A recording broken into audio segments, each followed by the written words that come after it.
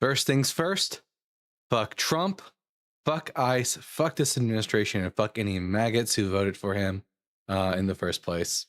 That's all. Yeah. Yeah. Yeah, yeah, yeah, yeah, yeah, yeah, yeah. Yeah.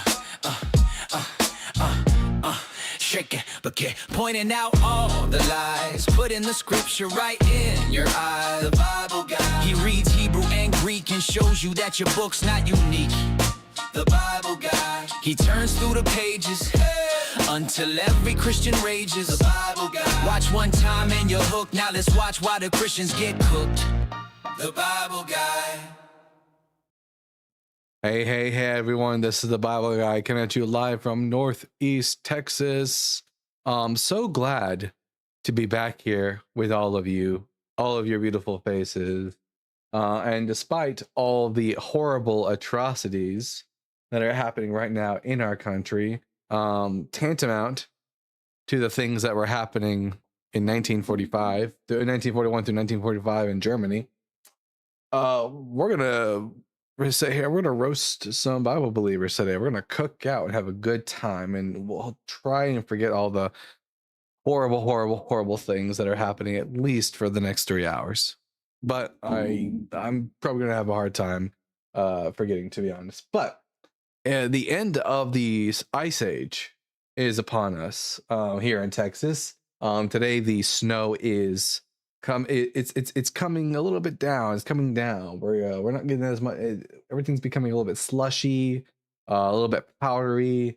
But I made sure to get like a really nice picture of one of Bible Dog. You guys know Bible Dog. Well, I got a nice picture of Bible Dog playing in the snow earlier today. Wait a minute. Look at that. Isn't she precious? But yeah. So everyone, make sure you are tapping that screen. Share the live with those you love, with those you hate, with your friends, and with your enemies. Tap that screen like Jonathan wanted to tap King David, and share the live out so we can have some interesting conversations about why the Bible is bullshit. Ryle says, you're the third atheist creator I had to refollow. Hey, thanks, Ryle. Much appreciated. The Secular Lens says, this prompt is to the point, no nonsense. I like it. Hey, we're all about that here. No nonsense. Right to the point. I'm very blunt. I'm very blunt like that. Funny looking cat. It's not a cat. She's not a cat. She's a Shih Tzu. And she can be a real Shih Tzu sometimes. You know what I'm saying, y'all? But to start off the live real nice. At Carlos Mendez with the Bible Guy gift memberships. Another W in the A for Carlos Valdez. Righteous Kafir says, who is the Almighty God in Isaiah 9:6? El Gibor in Isaiah 9:6 is referring to Hezekiah, not Jesus. Anyways, already starting off. Well, we're always starting off with some Jesus was God comments in the comment section. No, Jesus was not God. And the Bible doesn't position him as being the God of Israel. 1 second. There we go. By the way, if you're on TikTok and you're watching right now, I need at least 10 more followers to finally hit the big 10K on TikTok. And I'm super excited about it. But it cannot happen fast enough. So if you are already not following me on TikTok, make sure you do it right now so we can go ahead and make today that magical day where we hit 10K. Let's take a look and see, actually, just so I can be more specific, how many more followers we need here on the show. Let's see. Yeah, no, actually, sorry, it's 11. We need 11 more followers, and then we'll hit 10K. What's with the AI profile pic? That's not AI profile pic. I photoshopped that myself. Yeah. The Bible Guy logo, you mean like the blue one with the with the word that says the Bible guy, yeah, that was photoshopped. Well, I say photoshopped. I used Procreate, not Photoshop. Because Photoshop is too difficult for me, so Procreate is the easier program for me to use for someone who's more of a digital artist. Anyways, so everyone, make sure you're tapping that screen, and hopefully we won't have to wait too long for some Christians to gird their loins, come up, and have a conversation with me. We'll see what happens. The secular one says, no shame, mine is AI, don't care, lol. I mean, yeah. Mine's not, but like if you have an AI profile picture, I don't care. Is 2 Samuel chapter 7 verse 12 a messianic prophecy? Oppo, no, it is not messianic in the sense of it's not about the Messiah of Israel. 2 Samuel chapter 7 verses 12 through 15 is about King Solomon, the child that comes forth from David is meant to be Solomon. He's the one who builds the house of the Lord. And at Drew Smith TPA with the $2. You procreated? So just so everyone knows, no, I didn't procreate. No kids for me. Never will, and it's never gonna happen. But I use a program called Procreate. It's like Photoshop, but it's completely 100% dedicated to like digital art. Dalton would be a great parent. Maybe I would, but I'm just I just don't want kids. As simple as that. Not interested in the kids. And before everyone in the comment section goes, "Oh no, you don't know what you're missing." Yeah, I do know what I'm missing. I like having money. And I don't like having stress. So now we got 10 more to reach that 10K. 10 more to reach that 10K. Godwin says, hey, Dalton. Hey, Godwin. Good to see you. Zane, you're our Bible zaddy, so that's enough. Absolutely. Who's your Bible daddy? It's this guy. As a dad of 4, understandable. Uncle Dalty. Yeah, I'm like the fun step adopted, but whatever you want to say. I'm here for a good time and a long time. Let's see. I don't want kids either. I'm going to tell them tonight. I don't want kids either. I'm going to tell them tonight. Oh, that's funny. Rationale needed says, what's up, Dalton? The popcorn ceiling. That's what's up, bud. Popcorn ceiling. Babies are cute, and there are loads of them out there already. Right, there's tons of kids out there. I don't need to be adding to the population. I'm fine as is. Daka says, hi, King. The buzz looks fresh. It is fresh. I mean, I've had it for like a week now. 2 weeks, something like that. I actually forgot to shave today, so it's a little bit long today. You can definitely see a little bit of peach fuzz. I look like a fresh peach, and I taste just as good. But anyways, another super chat. At Furby Shine with the £2. If I unsub, I can sub again. Will that help?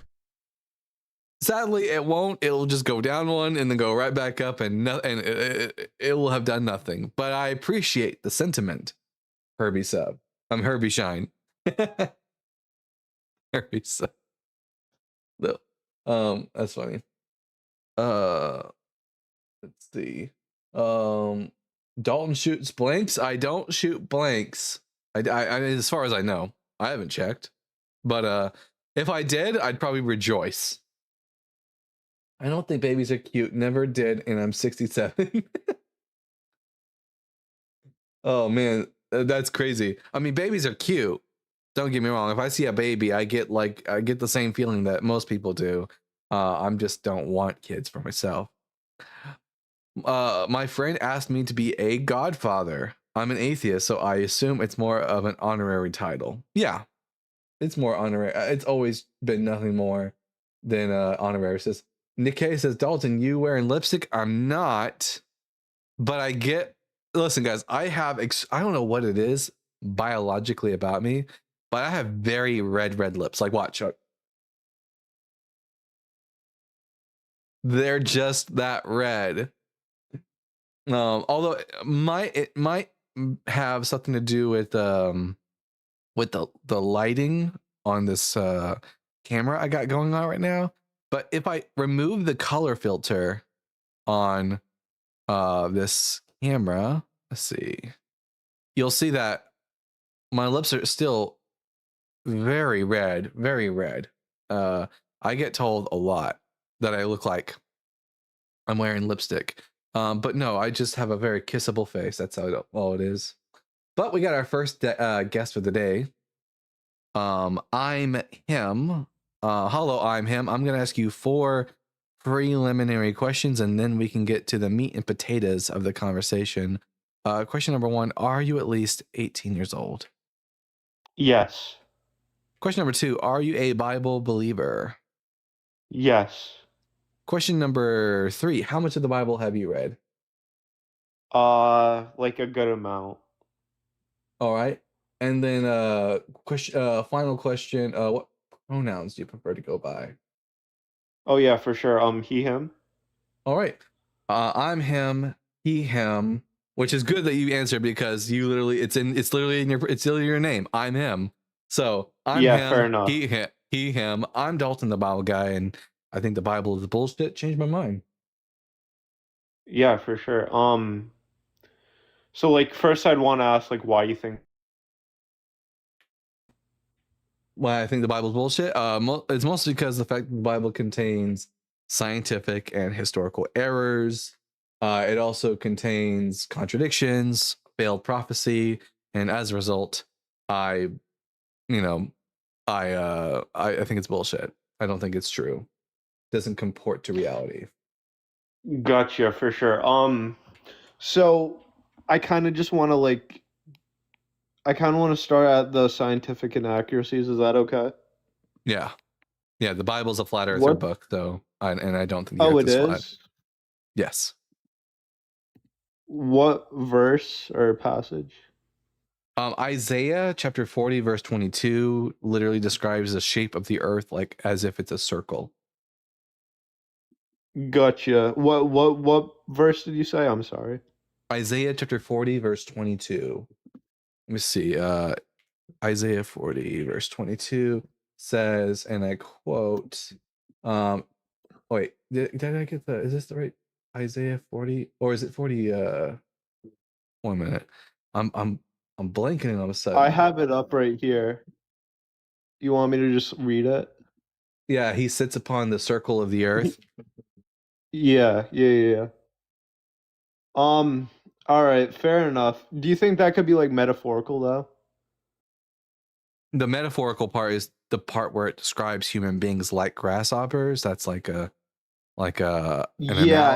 an analogy, but it's describing.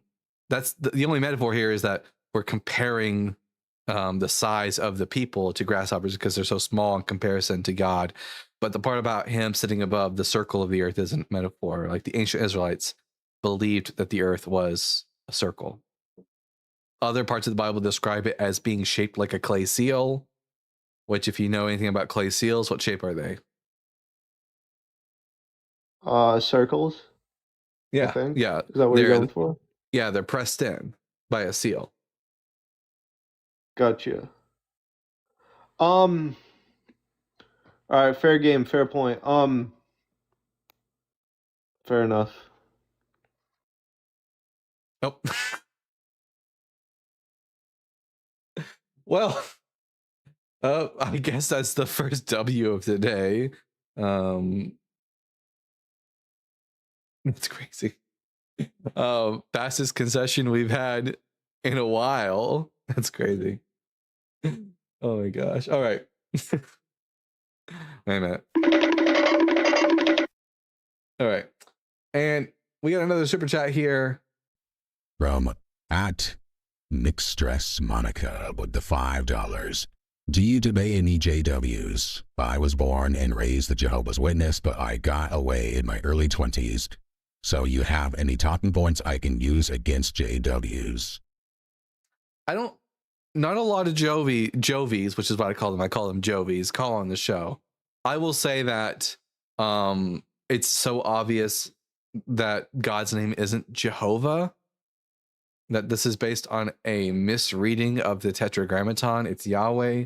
And also, the Bible doesn't have anything negative to say about blood transfusions.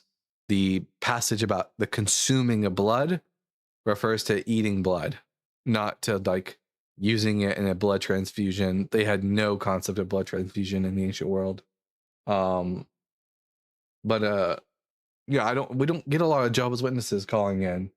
Maybe it's because maybe I'm like blacklisted from the Jovies or something like that.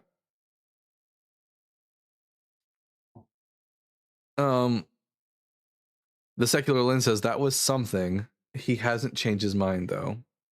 I guess not. But Drew Smith TPA with the $2 and Matthew chapter 4 verse 8.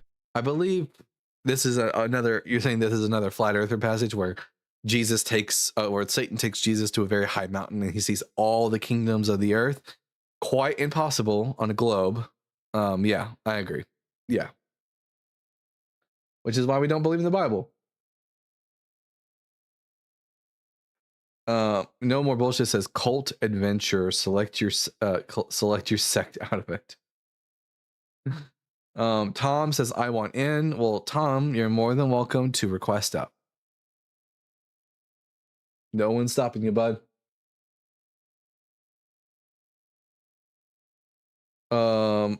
How are all the Duncanites doing today on this fine Tuesday?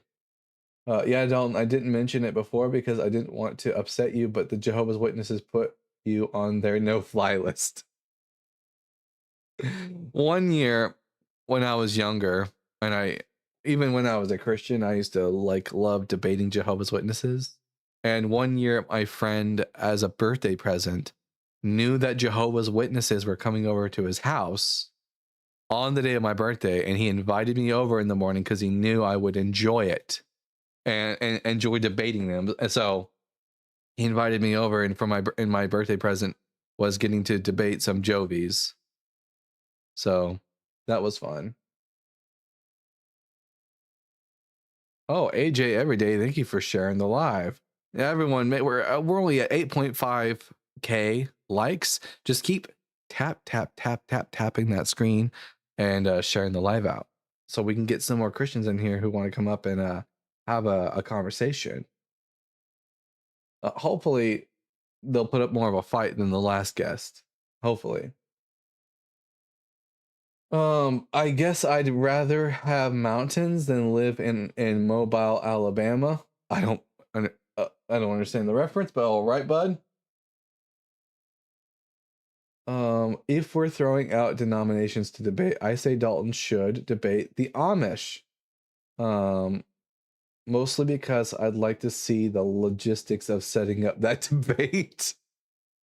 Yeah, I'd be surprised. Listen, if anyone comes up here claiming to be Amish and wanting to debate me, I'm going to immediately be a bit skeptical. For obvious reasons, I think, right? Knock knock. Who's there? Amish? Amish who?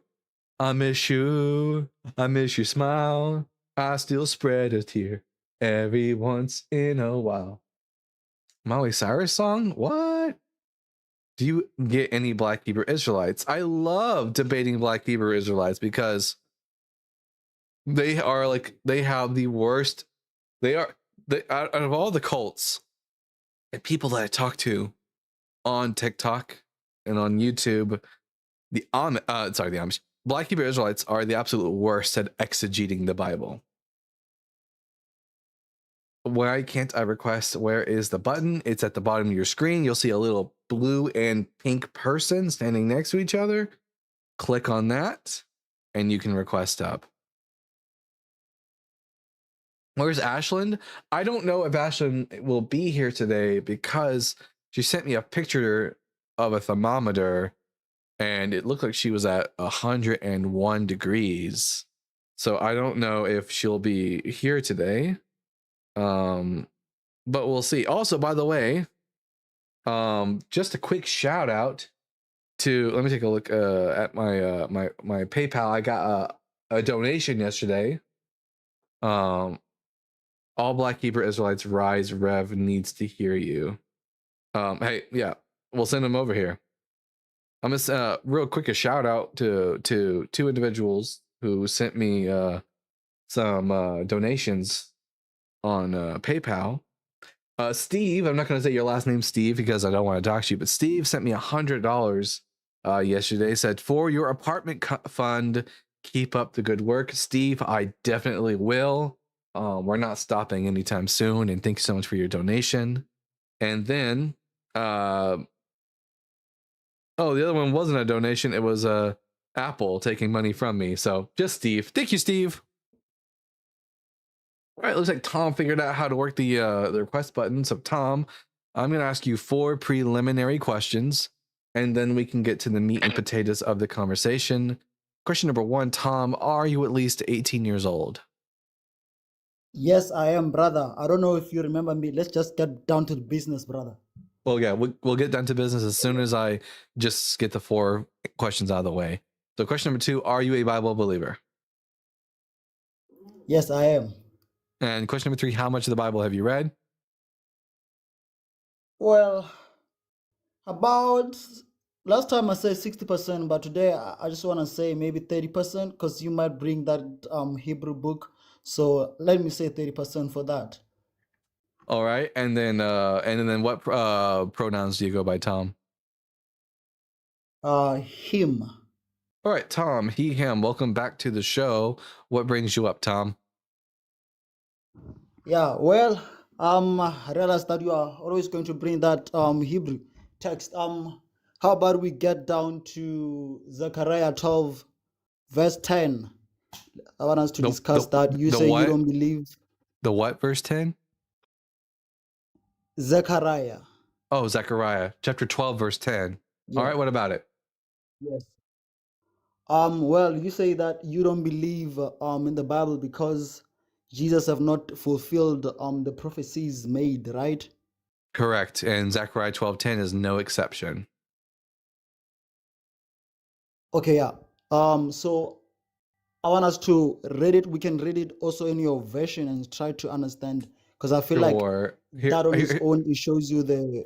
This is going to be very telling, though. Watch, because you read Zechariah 12:10. Did you read Zechariah chapter 12 verses 1 through 9? 1 to 9. Let me check it out. Because this is a common this is a common problem. This is a common problem amongst Christians, is that they will read a verse and say this is about Jesus, but without having read any of the verses before or after it, especially in the Old Testament. Well, let's say that I kind of just wanted to be here and to talk to you today. So, did you didn't read verses 1 through 9? Is that correct?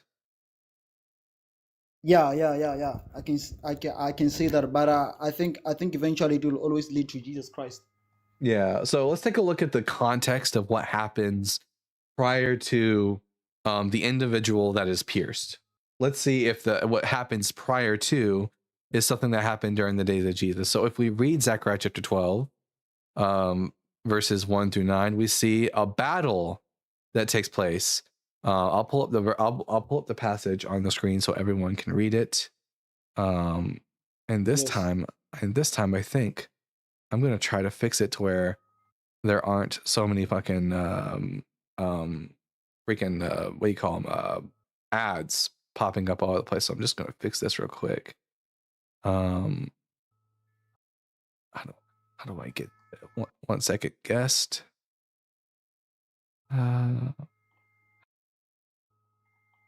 Why won't you let me click on? Jesus Christ. Here, I'll just have to bring it to the top, and that'll let me touch it for sure. You see, Or no, I tell you, well, I'll fuck it. Anyways, okay. Here we have Zechariah chapter 12. An oracle, the word of Yahweh concerning Israel. Thus saith Yahweh, who stretches out the heavens and founded the earth and formed the human spirit within. See, I am about to make Jerusalem a cup of reeling for all the surrounding peoples. It will be against Judah also in the siege against Jerusalem. On that day I will make Jerusalem a heavy stone for all the peoples. All who lift it shall grievously hurt themselves, and all nations of the earth shall come together against it. On that day, says Yahweh, I will strike every horse with panic and its rider with madness. But on the house of Judah I will keep a watchful eye when I strike every horse of the peoples with blindness. Then the clans of Judah shall say to themselves, the inhabitants of Jerusalem have strengthened through Yahweh of hosts, their God.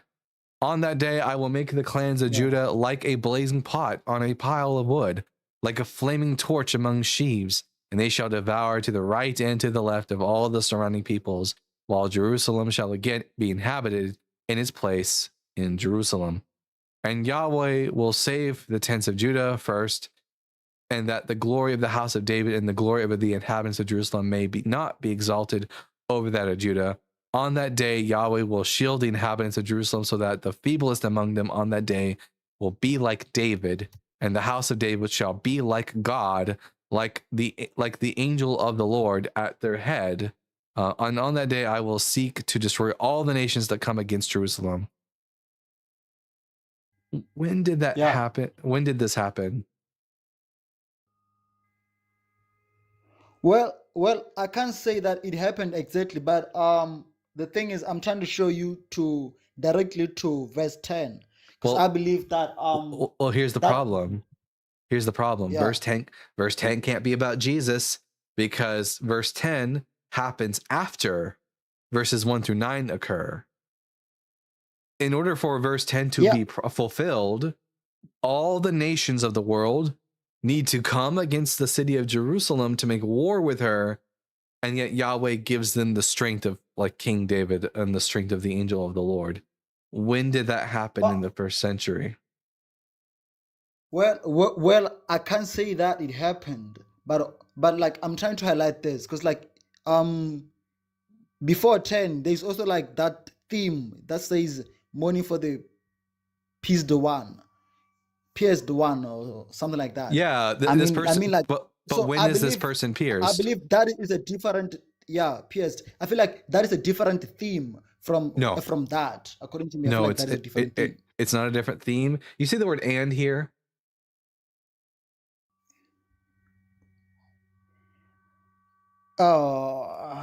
Okay, And I get, but in the Hebrew, this is the letter Vav, and specifically within Hebrew grammar, it's called the consecutive Vav. It's meant to indicate to you that what's being said here is something that takes place temporally after what happened prior.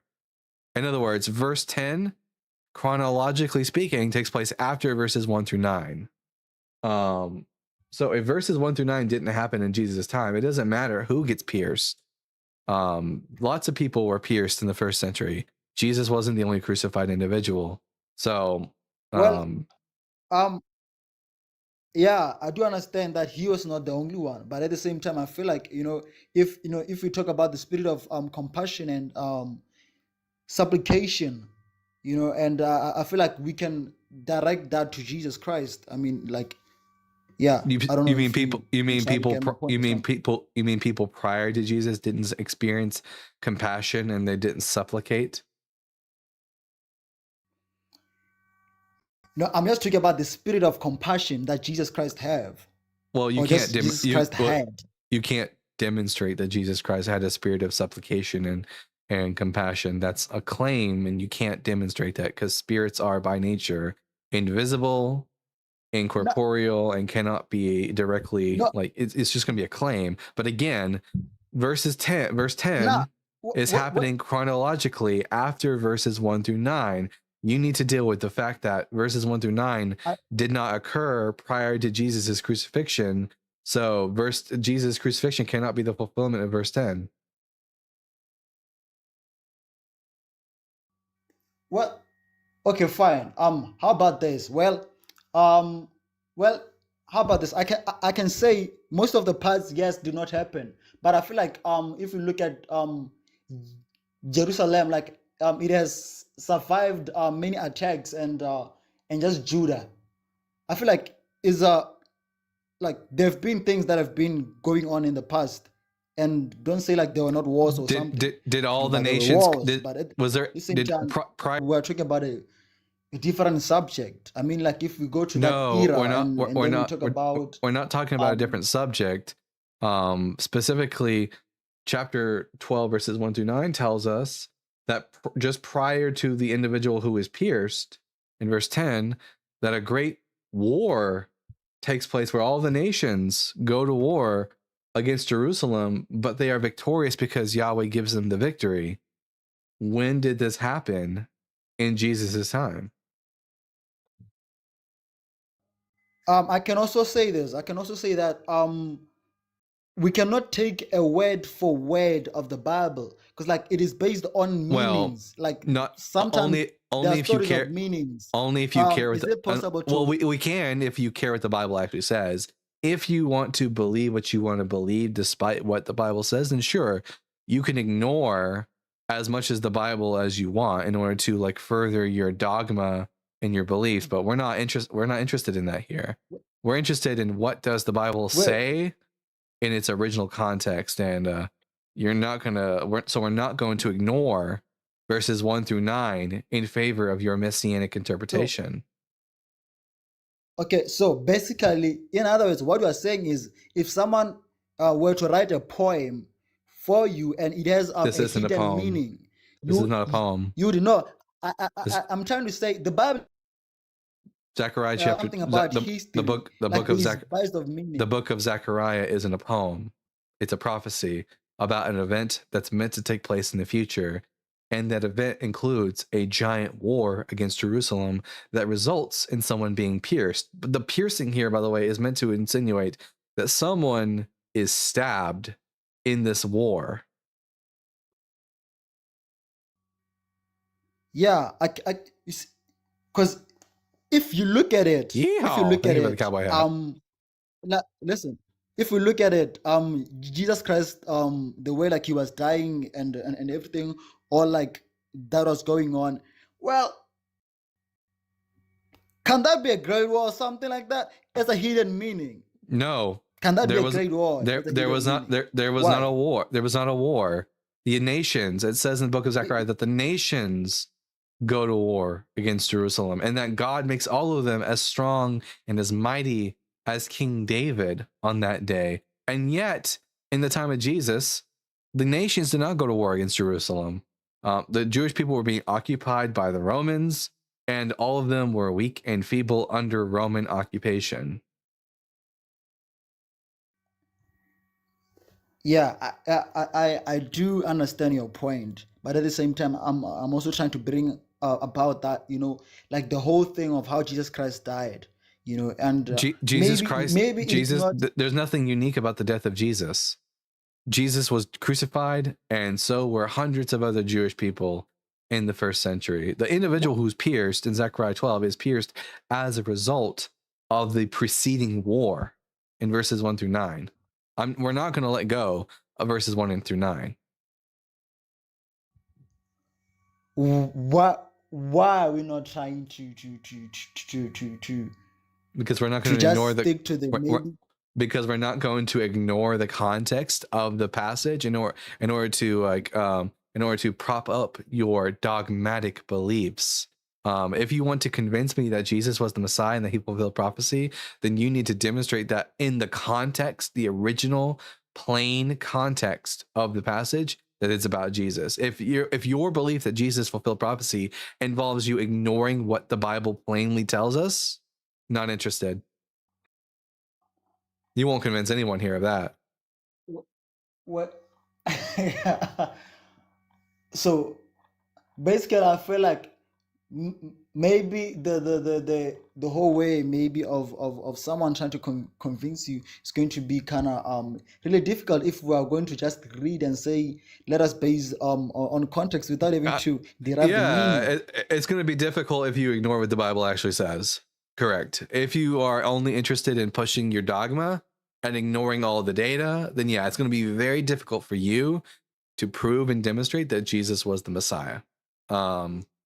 If Jesus were in fact the Messiah and he actually fulfilled prophecy, it would be a lot easier to demonstrate that. You could just point to a passage. We would be able to read the entire passage from beginning to end. Yeehaw! Thank you for the cowboy hat. And we would be able to read it and go, yep, clearly that's about Jesus. I don't have to bend myself into pretzels, bend over backwards, ignore the plain meaning of the text and spiritualize and metaphorize it.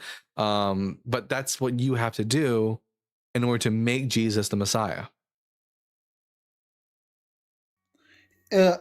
Is what I'm doing is I'm trying to derive meanings because at all like those people they cannot write Jesus Christ because like they do not know the name of Jesus. At the expense of the Bible. You're deriving meaning from the verse at the expense of the words of the prophet Zechariah.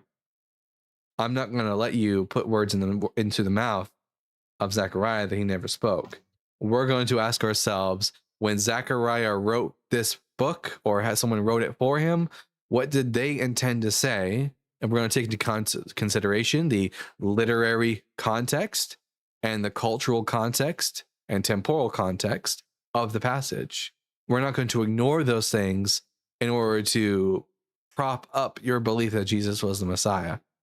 If this is the tactic that you have to engage in order to make Jesus the Messiah, then friend, I'm sorry to say, you've already lost.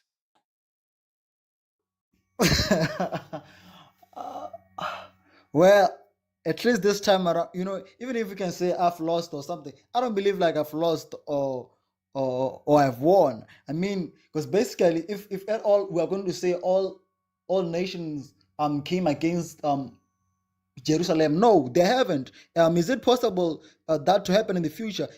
No, I can say no. I doubt because we have different nations in the whole earth, and there's no how even if it did happen, even if it did happen in the future, then that would mean that Zechariah 12:10 is also in the future because the piercing of the individual of Zechariah 12:10 takes place after the war. Yeah, that is what I'm saying. Well, the whole idea of saying all the nations came against, and then we try to make that as a physical thing. We can maybe try to get that as against, but not in terms of war per se of actually them killing each other, but maybe as a way of saying, well, they differed in terms of beliefs. Well, if you look at the concept of saying all nations against where's that in the text? Jerusalem, well, I can say that. That's not in the text, though. Here's the problem. Here's the problem, Tom. You're willing to read things into the Bible that aren't there. I'm not. When the prophet says that all nations come to make war against Jerusalem, I understand war and the word siege to refer to coming against the city. The way that Nebuchadnezzar sieged to Jerusalem in the historic past. We're not reading metaphors into the Bible where they don't call for them.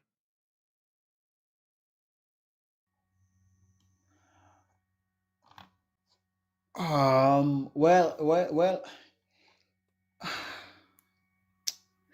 Do you have do you have any prophecies that Jesus actually fulfilled that don't require you to pretzel yourself into oblivion in order to make them fit? Well, I came prepared for this one, and it looks like you are going to stick to the concept of all nations without having to read the. Yes, because unlike you, I actually read Zechariah chapter 12 and not just one verse, and I took into consideration what the prophet actually said. You've already admitted that you didn't even read the passage. I did. I came more prepared than you did in this conversation. But at the end of the day, the meaning still, I feel like the meaning will always lead to Jesus Christ. No, it only leads to Jesus Christ if you ignore what the Bible says.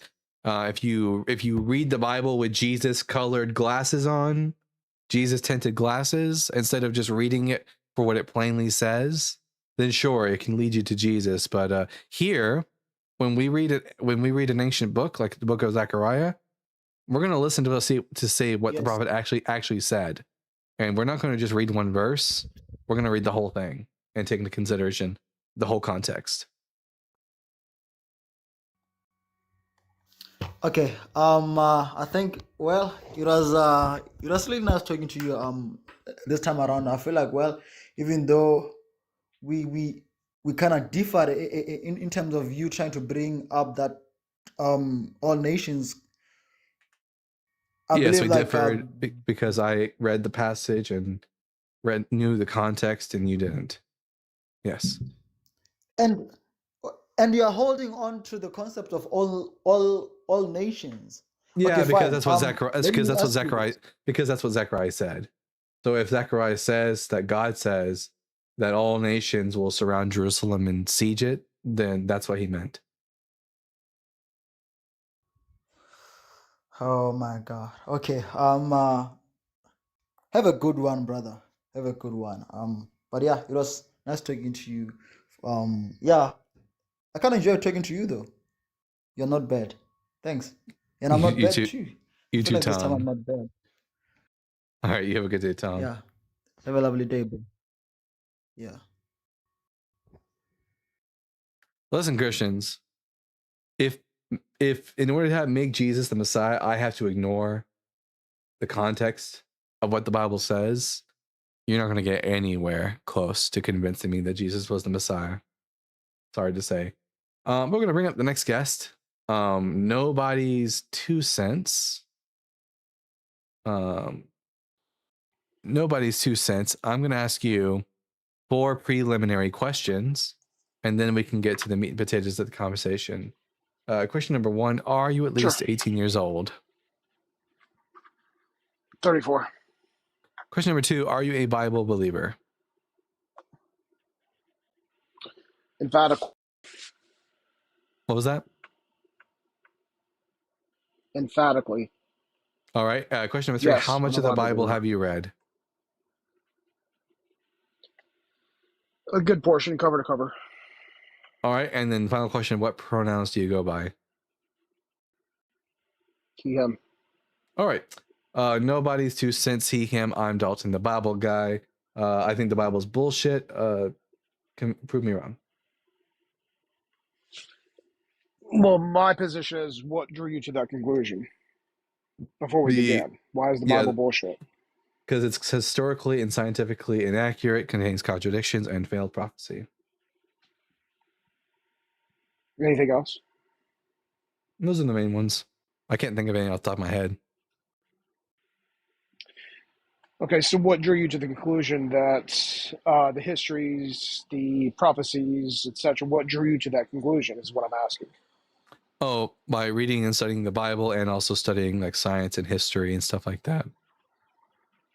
Like so, okay, for so example, do you hold a like for example, when I looked into and I read the nativity stories of Jesus, and then compared that information with actual historical records, it became very obvious that, well, either Luke or Matthew is wrong about when Jesus was born.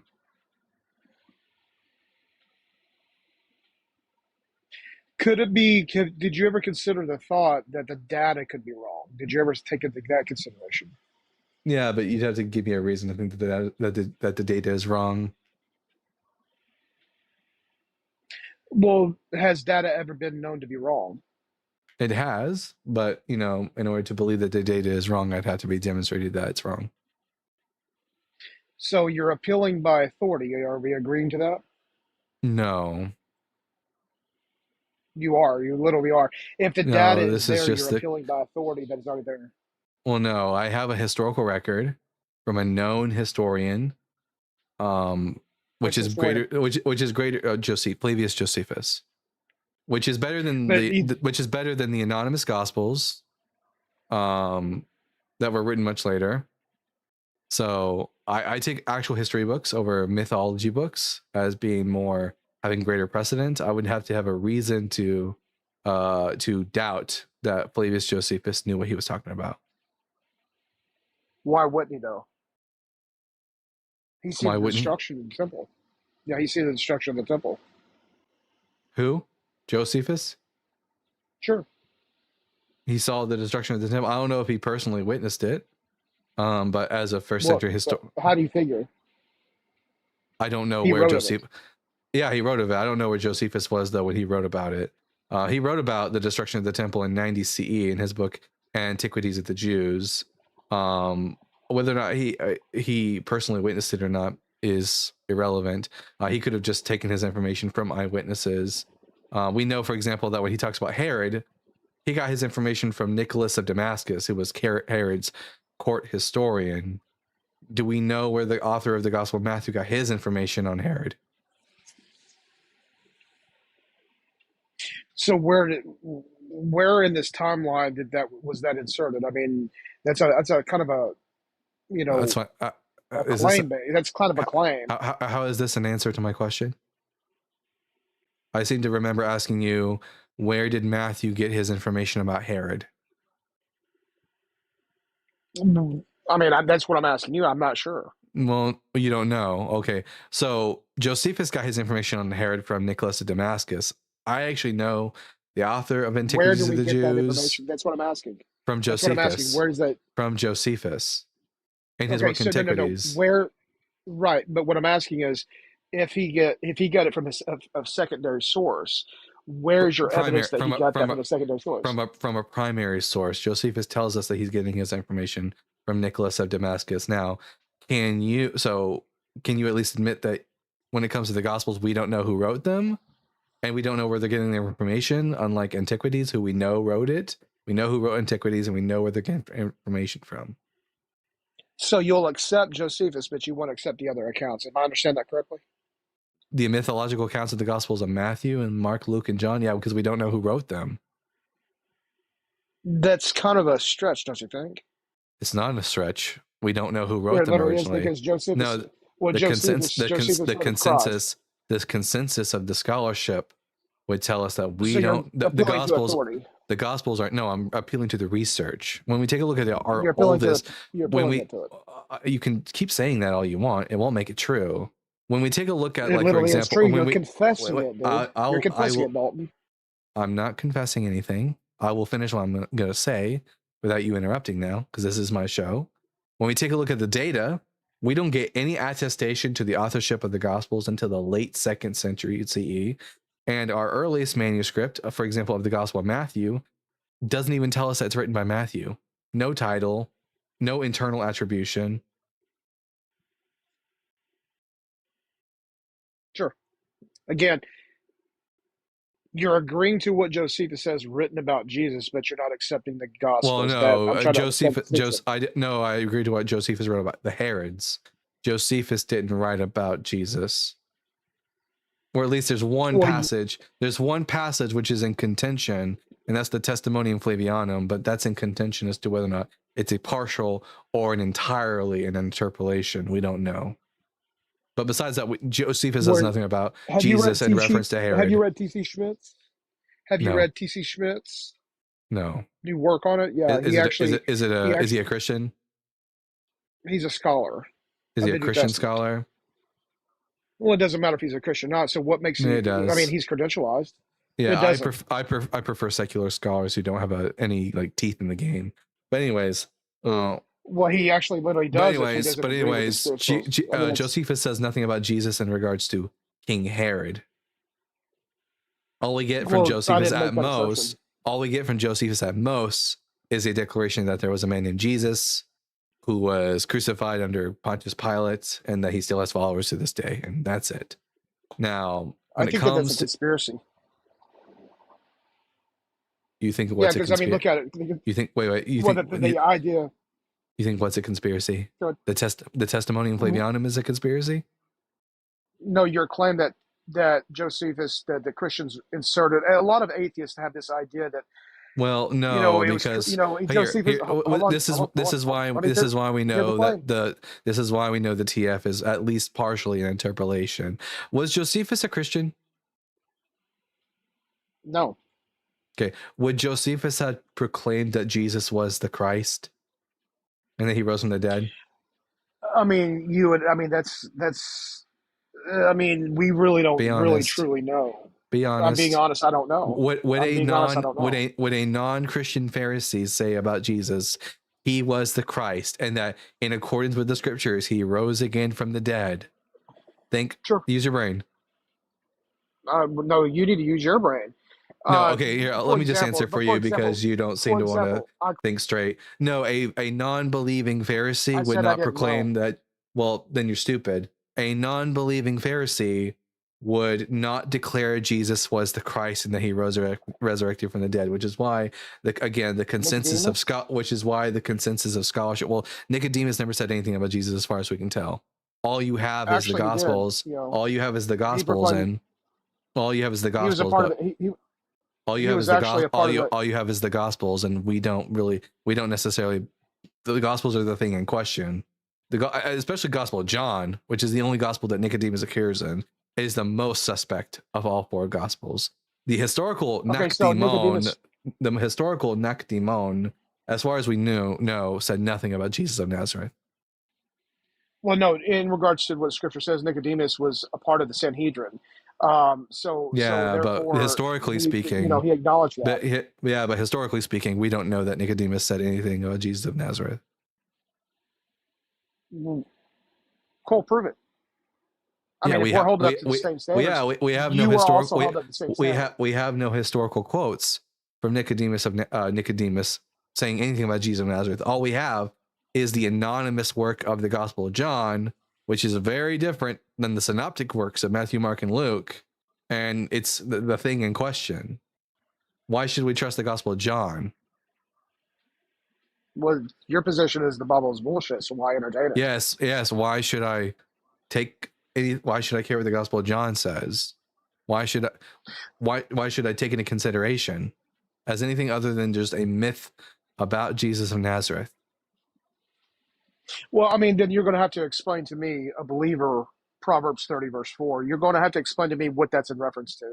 And usually 9 times out of 10, the answer is always, Ow, my neck. Oh, my neck from the crazy. Yeah, well, that was a crazy pivot going to Proverbs 30 verse 4. It is a pivot. What? Yeah, it is a pivot because the interpretation of Proverbs 30 verse 4 utterly and completely irrelevant to whether or not I should trust the Gospel of John. Well, we weren't talking about John. Now, were we? No, we weren't.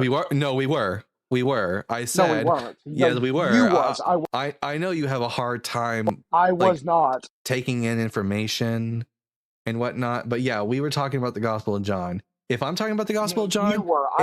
If I'm talking about the Gospel of John, then we're talking about the Gospel of John. Because fun fact, this is not fun fact. 2 cents. This is my show. So if we're talking about the Gospel of John, then if I'm talking about the Gospel of John, then we're talking about the Gospel of John.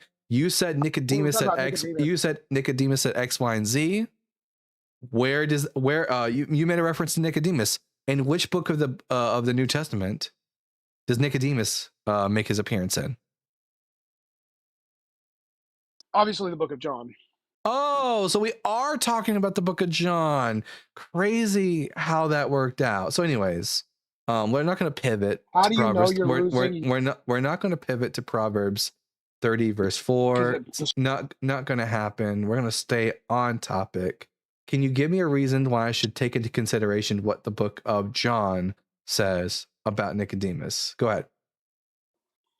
Well, again, I brought up Nicodemus as an example because he was a part of the Sanhedrin. So yeah, actually, you're wrong about that. But we don't know that Nicodemus said anything about Jesus of Nazareth. You have to believe that the Gospel of John is a historical record of what Jesus said and did. Give me a reason to think that I should think that that's true.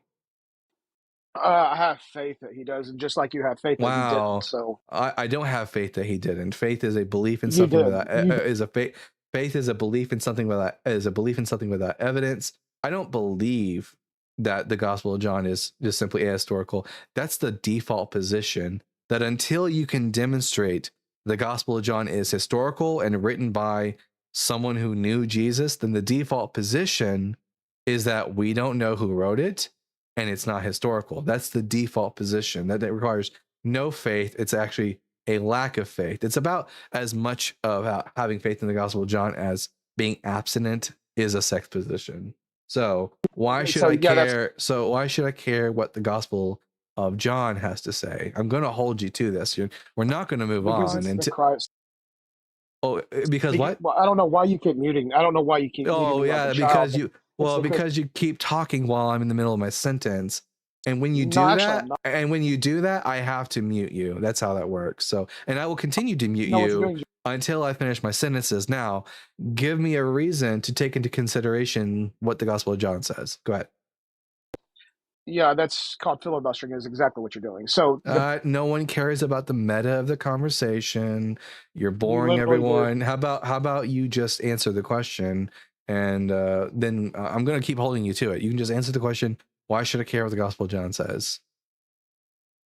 Well, in your position, it's bullshit, right? So therefore, you don't. Yeah. So why should I not think it's bullshit? So why should I not think it's bullshit? I don't care what you think. If you think it's bullshit, it's bullshit. Then well, the purpose here is for you to, the Bible is bullshit, change my mind. I think the book of John is bullshit. I want you to change my mind. Why should I not consider it bullshit? Stop crying like a little bitch baby and answer the question. Yeah, so ad homs don't work with the kid. So here's the issue. So John, that's what you're doing. You're demonstrating. Well, don't use philosophy terms that you don't use philosophy terms you don't know the meaning of. An ad hom is when you make fun of someone or speak derogatively against someone without addressing their arguments. I've addressed your arguments. You literally did. So all I'm doing now is just insulting you. That's different from an ad hom, but go ahead and keep like putting on display your ignorance, and as most Christians do, misusing phrases like ad hom. I'm just insulting you. I'm not ad homing you, and clearly you don't know the difference. So you will answer the question as to why I should take into consideration the Gospel of John, and you will stop dodging it, or I will just drop you and move on to someone who's willing to have an adult conversation that is productive. So are you willing to do that? If so, answer the question. If you don't answer the question the next time I hear you talk, I will just drop you because I don't need you here. So go ahead. Sure. Yeah. Okay. So the historical context. Yeah, I'm fully engaged in it. So, like for example, in regards to the the Christology of John is permeated, in my opinion, solely my opinion. I'm not bringing any consensus up to this. John would be the very first gospel ever written, regardless of what scholarly consensus says. Due to the nature, it's well. Again, you're asking me. Evidence for Johannine. Evidence for Johannine priority, please. You can call me a bitch all you want. Again, I was delivering. You can call me a bitch all you want. I don't care. Well, obviously, I'm making money off of every second that you're up here. It doesn't bother me at all. So nobody's 2 cents. Could you give me evidence for Johannine priority contrary to the scholarly consensus? Again, I just said excluding the scholarly consensus because it's appeal to authority. Yeah, I don't care. So can you give me evidence for Johannine priority? I'm literally explaining that to you, but you keep muting me like a bitch. Go ahead. Give us some evidence for Johannine priority before you continue with your spiel. So, Sure. So John 1, for example, we know there's the Logos. So going back to Genesis 1, which is also the Logos. It's the same thing. I just said that. Well, the word Logos doesn't appear in the book of Genesis chapter 1. No, it's not. Actually, it does. The word Logos doesn't appear in Genesis chapter 1. Neither does the concept of the Logos appear in Genesis chapter 1. Try again. Actually, it does. It doesn't. Show me where is the Logos in Genesis 1? Yeah, if I'm not mistaken, the verse 3 thereabouts, somewhere verse 4, somewhere in there is 3 or 4, 2, 3, 4, somewhere in there. Vayomer Elohim Yehi Or Vayehi Or. Where is the Logos in that? You brutalize Hebrew. Vayomer Elohim Yehi Or Vayehi Or. Tell me how I brutalized the Hebrew. Okay, that's Hebrew. That's not Greek. So Logos is Greek, not Hebrew. Try again. Yeah. Well, yeah. Guess what? Guess what, jackass? The book of Genesis was written in Hebrew, not in Greek. So the word Logos doesn't appear anywhere in Genesis chapter 1. When you said Genesis verse, I know Says no way. I know. When you said the Logos appears in verse 3 of Genesis, and then I quote to you Genesis chapter 1, verse 3 in the original Hebrew, and it doesn't say anything about the Logos. It only makes you look like an idiot, not me. And then also You didn't telling hear me the that full I argument. and also telling me that I brutalized the Hebrew. We'll never hear when the full I argument. when I seriously doubt that you speak any Hebrew whatsoever, you're continuing to embarrass yourself. So again, where does the Logos appear in the book of Genesis, chapter 1? Again, as I was saying, in regards to Genesis, we know that Genesis 1 mirrors John chapter 1. Bottom line, I don't care what you try to do to put. Hold on. That's what I'm because talking about. I'm not. because the author of Genesis, the author of John was aware of the book of Genesis and purposely like mirrored that work. How does this prove that John 9 priority is true? Well, the disclosure is in regards to Jesus being the light.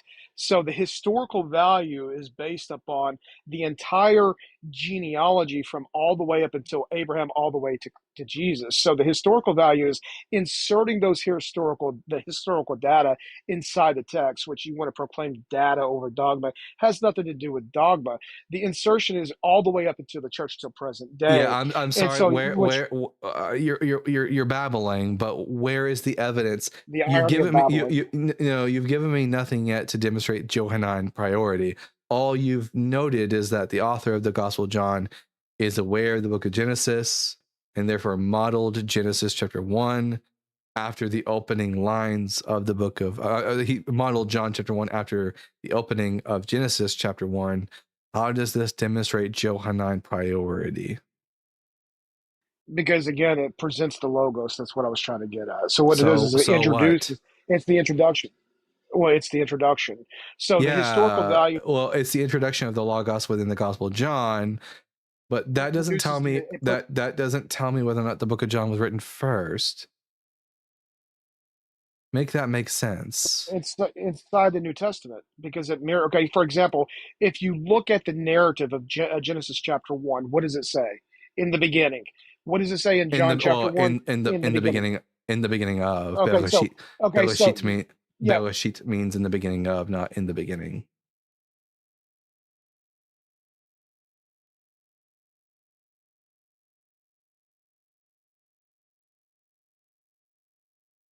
I don't know if he knows he's muted or not. So in regards to, for example, like Star Wars, you had the preamble and the summarization with inside the very first opening scene of Star Wars. It's the same thing that is taking place with inside of Genesis as well as John chapter 1. Again, how does this demonstrate anything beyond the fact that the gospel author of Because John was aware of the book of Genesis and just used it as inspiration? the How does this bloodline. John 1 never gives us a bloodline. Well, actually, it does in John chapter 3. Yeah, thereabouts. Yeah, John chapter 3. I said John 1. John 3:16. Oh, John just 3, in John? I thought we John 3:16 doesn't I mean, give us a I would- bloodline. John 3:16 doesn't give us a bloodline either. So are we looking at? Oh, actually, it does. I mean, John 3:16. For God so The only place in the Gospels where Jesus' He only lineage begotten Son. is given is in Luke chapter 3 and in Matthew chapter 1. No, John chapter 3:16. Yes. Therefore, For God so loved the world that he gave his only begotten Son, that whoever should believe in him bloodline. Thank you. should not perish but have everlasting life. Where is bloodline mentioned in this verse? Bloodline. What? Where? Well, it's son in sonship. Yeah, Sonship. Like if you have a kid. Jesus being God's son has nothing to do with. Do you think Jesus has God's blood in him? Like, did God fuck Mary, and then Jesus was born as a result? Did he give her? Come on, dude. Come on. Did he? It's such did a he? childish. Did God give Mary some of that, big old God dick, and then therefore Jesus is like the literal, physical child, son of God? You want to talk to me about childish? That's childish, bro. Come on, dude. I don't care. You I don't better care. don't. I don't care if you think it's childish. Did God fuck Mary? You better, dude. Did God fuck Mary?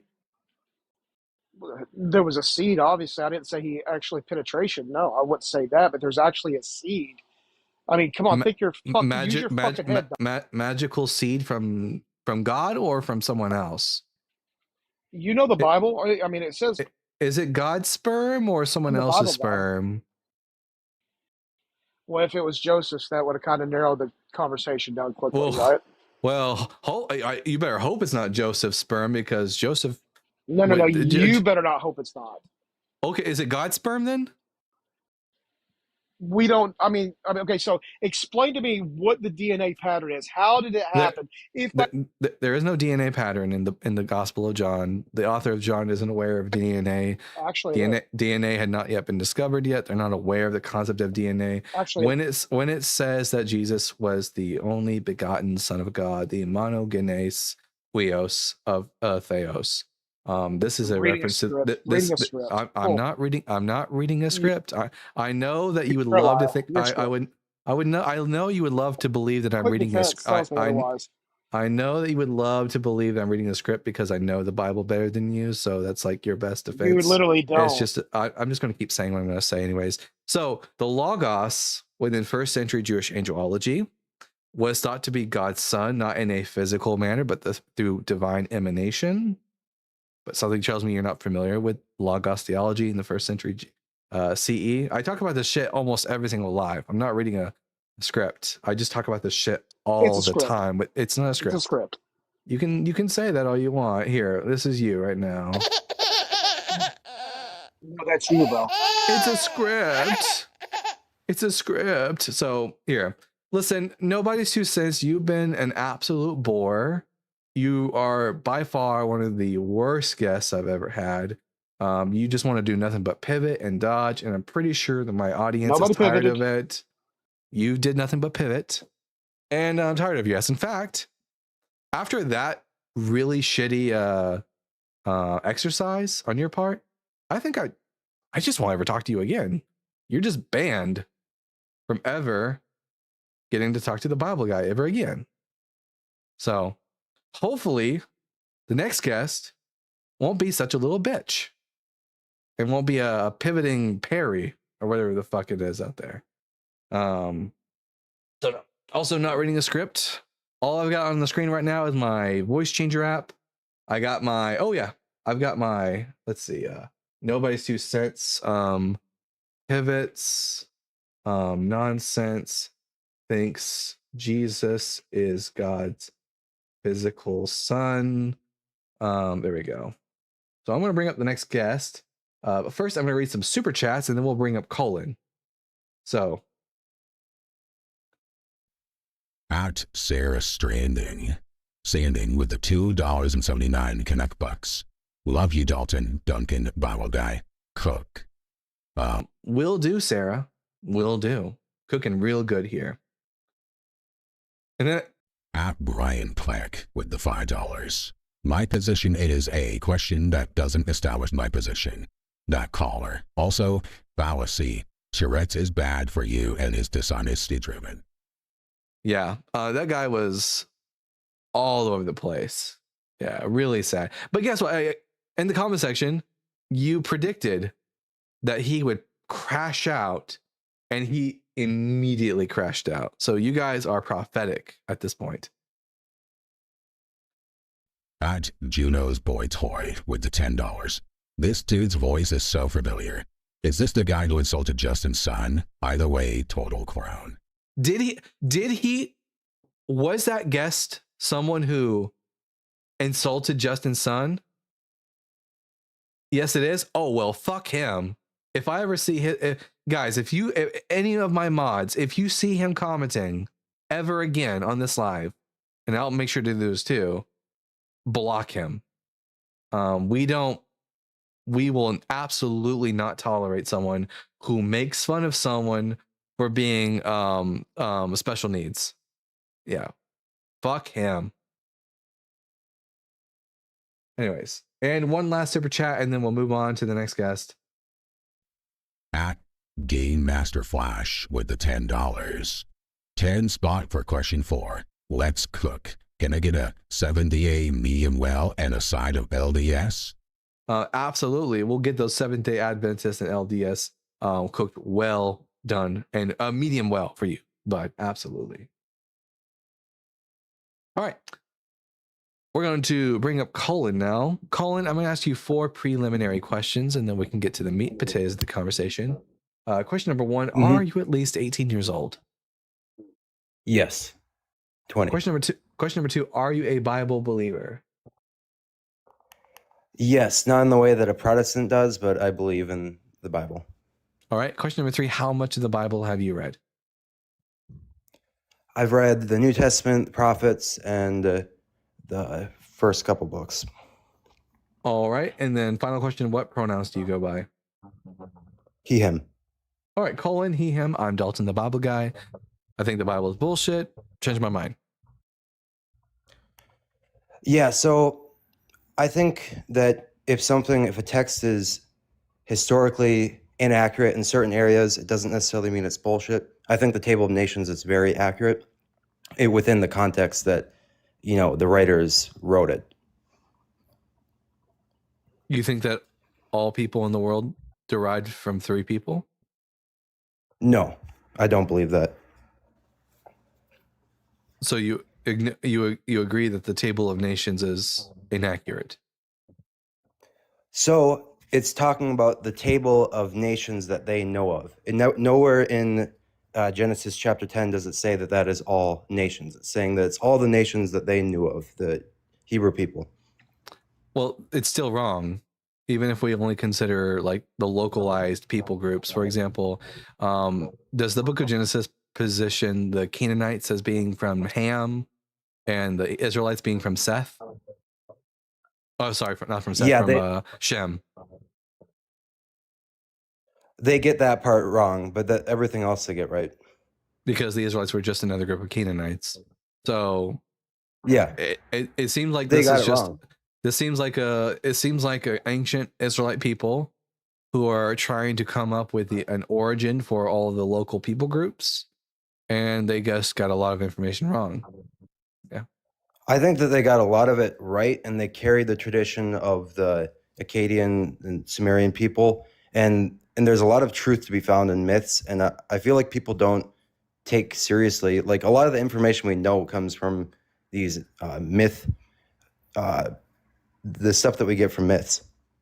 well, I understand how myths like Harry Potter has truths in it, but the only truth that I'm interested in as far as the Bible is concerned is whether or not the events of the Bible really did occur as written, whether or not Jesus really was the Messiah fulfilled by prophecy, whether or not Jesus rose again from the dead. These are the only things I'm really interested in. Okay, so what would be, other than the mistake that happened with the, thinking that the Canaanites are just those group of, people in Israel, other than that mistake, how is it not truthful? There's a lot of truth in the Table of Nations when it talks about the descendants of pretty much everybody in Arabia and Africa, or North Africa. Because they did descend from 3 people. It doesn't claim that. It does. Shem, Ham, and Japheth are the ancestors of all those people groups in the Bible. We don't have any good reason to think that that's true. And we also, we don't necessarily know that all the people that are in the same way that how in reality the Israelites are just another group of Canaanites and therefore not descended from 2 different people, Shem and Ham. There are probably many other ancestral problems there in the book of Genesis. I just haven't looked into them. But it's just, it's just a piece of myth though. That's it. But even if there are, even if it's not true that, it didn't come from these patriarchs, it's pretty clear that you could admit that the Hebrew people and the Arabic people, they come from Abraham. That you can say that that's true. No, I don't think I don't think Abraham existed. The Israelites didn't come from Abraham. They came from the Canaanites. They were just another group of Canaanites. I mean, all how the do you know data, that? What's all the the data, source? all the data would suggest that. For example, when we take a look at, for example, here, I'm going to show you a picture real quick. Paleo Hebrew. This is the. Are you familiar with Paleo Hebrew? No. Or yeah. So this is the Paleo. yes, This is the Paleo Hebrew alphabet. All right. Now I'm going to show you the Canaanite alphabet. Canaanite alphabet. They have and they share the same exact alphabet and damn near the same language, so much so that you could say Hebrew is just a dialect of Canaan. In fact, the Bible even confesses in Isaiah chapter 19 that the Hebrew language is just the language of Canaan. They also worship the same chief god. Do you know who the chief god of the Canaanites was? Baal. No, that was not the chief god of the Canaanites. Yeah, The chief I do agree with you. I think it's pretty clear in the Hebrew language that there's a lot of overtones, like pagan overtones.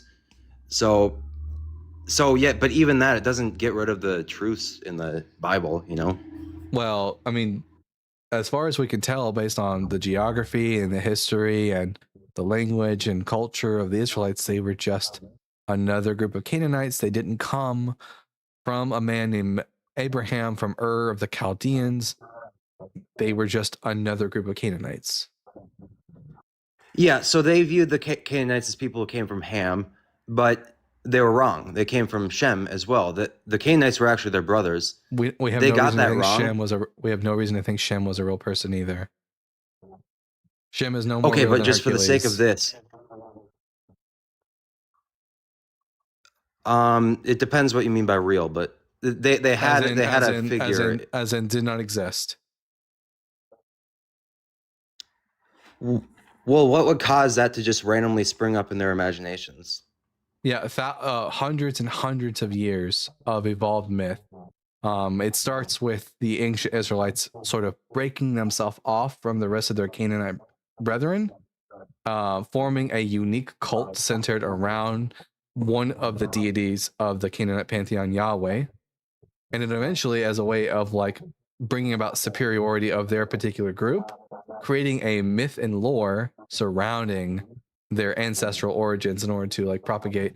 Like the whole Abraham story is meant to, one, is create fictive kinship amongst all these little different tribes of Canaanites that came together to form what we call Israel, and also it gives them rights to this piece of real estate because Yahweh promises Abraham all of this land. So when the Israelites go out and start conquering their brethren, they can say, well, we have right to it because of our ancestor Abraham that Yahweh gave rights to. Okay, interesting. I'll have to look into that. I still don't know how that. Let me think here.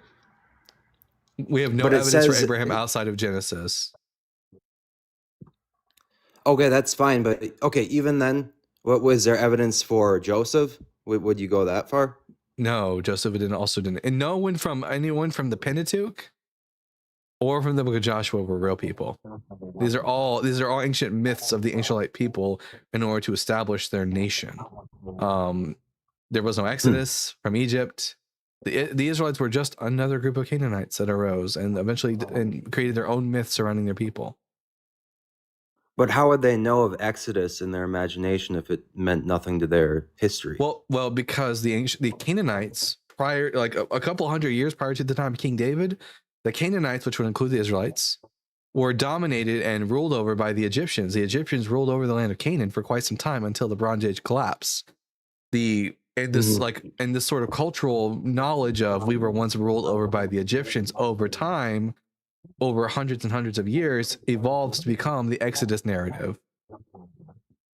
Okay, I agree with you. I think it's a way of conceptualizing this this thing that happened in the past. I still don't know how the Bible doesn't point to certain truths about history.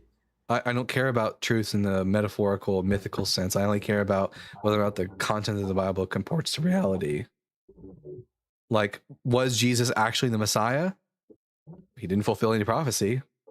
So why should I? So that's bullshit. Yeah, let's stick to the early history right now, because I feel like I'd be better at debating that. I'll just be very clear about it then. When it comes to the early history, it's not history, it's myth. And I don't care about the truths of myths. I only care about whether or not the myths actually happened in real life. That's all I care about.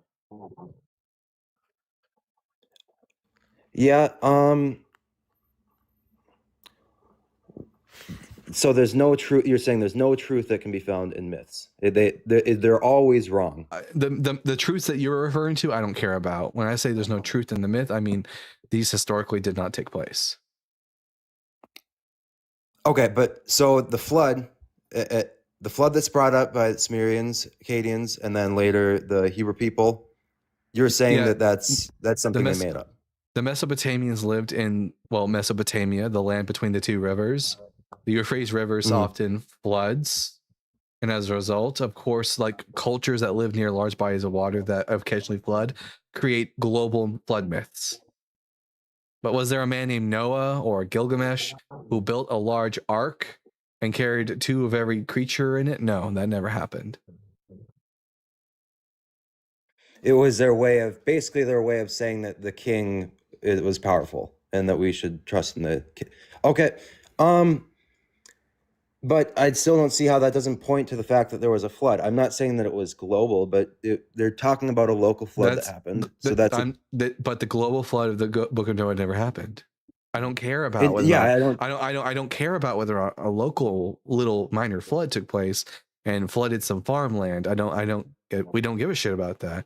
My only care is whether or not Noah existed, whether he built an ark, carried 2 of every animal or 7 of every clean animal version of the story, and then the whole world flooded. That's all we care about. If that didn't happen, then I don't give a shit about any other kind of like truth you can attribute to it.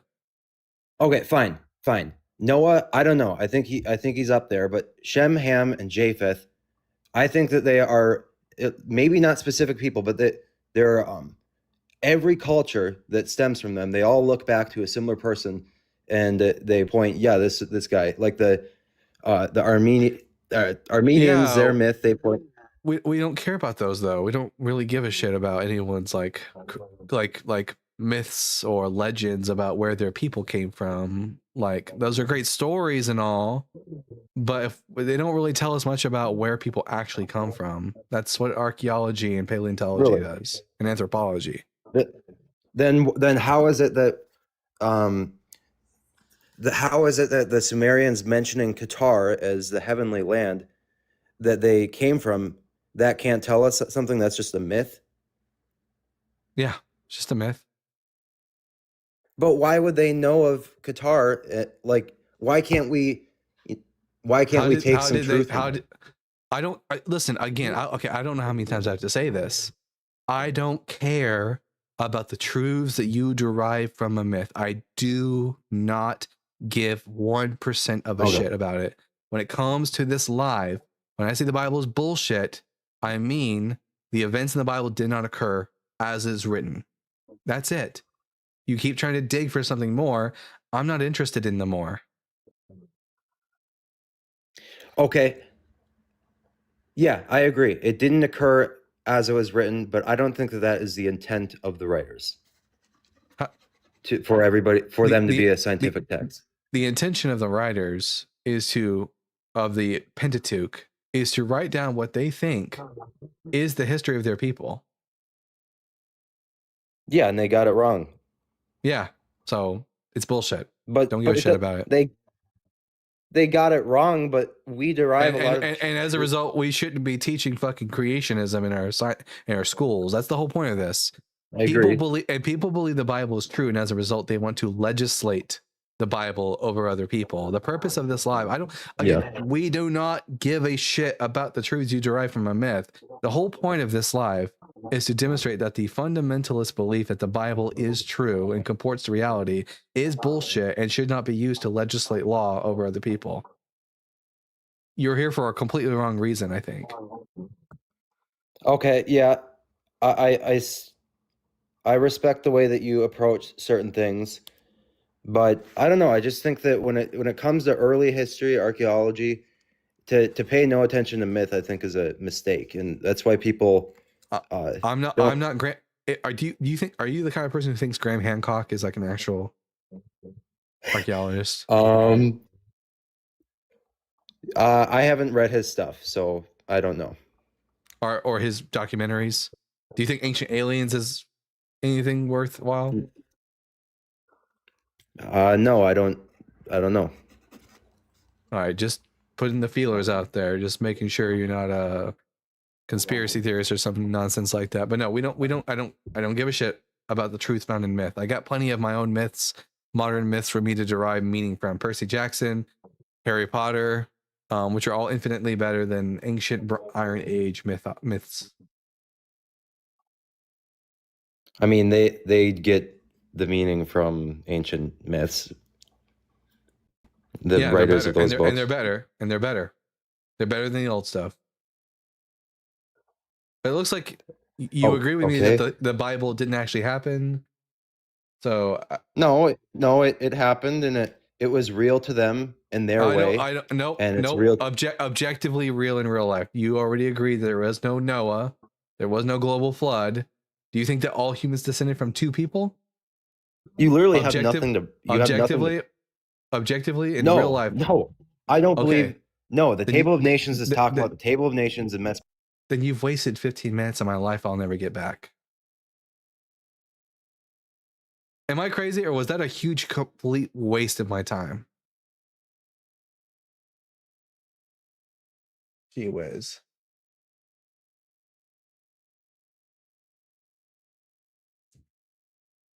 What was that, YouTube punk? Only this one should one second, YouTube punk. I'm reading your message right now. The only to really shut him up proper will be some needs to show. Oh yeah, that's more than adequate to time someone out. 100%. Yeah. All right. I'm gonna read some super chats and then we'll bring up God's gift. Not at all a presumptuous name. All right. At John Klein 67 with the $10. I'm not sure if I read a good portion of the Bible or read it cover to cover. How can we even know? Yeah, I mean it's really weird when someone tells me I've read a portion of the Bible and then they said I read it cover to cover. Like pick a lane, dude. Come on. And at Drew Smith TPA with the $10. When is the caller going to do real historical research and stop depending on a storybook? I agree. They wasted our time for 15 minutes talking about how you can derive truth from myths. But no one gives a shit about that on this channel. You're in the wrong space, girlfriend. All right, we're going to bring up God's gift. God's gift, I'm going to ask you 4 preliminary questions, and then we can get into the meat and potatoes of the conversation. Question number 1. Are you at least 18 years old? I'm 29. Question number 2. Are you a Bible believer? No. You're an atheist? I believe in God. Are you a Muslim?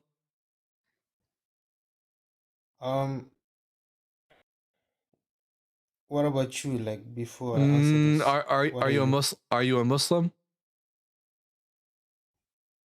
I believe in God.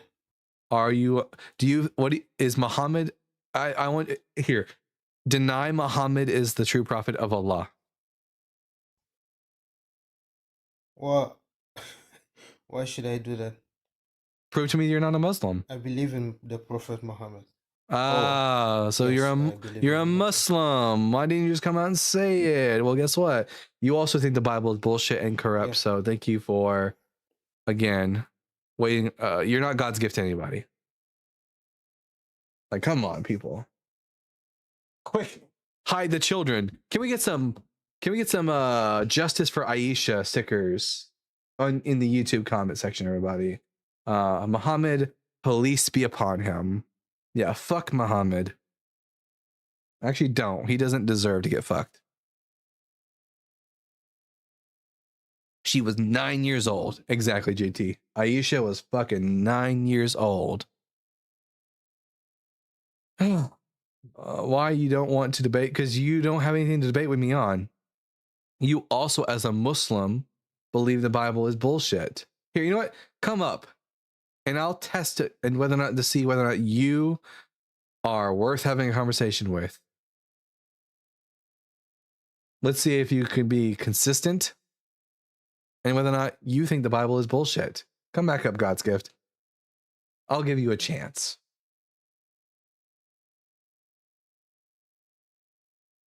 I'm not interested in debates about whether or not God exists. We're only here to talk about the Bible. So, God's gift. Before we get to the conversation, one last question. What pronouns do you go by? Oh, I'm a male. Well, that's not a pronoun, it's a noun. Or he. There you go. God's gift, he, him. Was Jesus of Nazareth crucified under Pontius Pilate? Are you an atheist? Yep. Like, don't you Was believe there's a yep. God? But that's not an answer to my question. Was Jesus of Nazareth crucified under Pontius Pilate?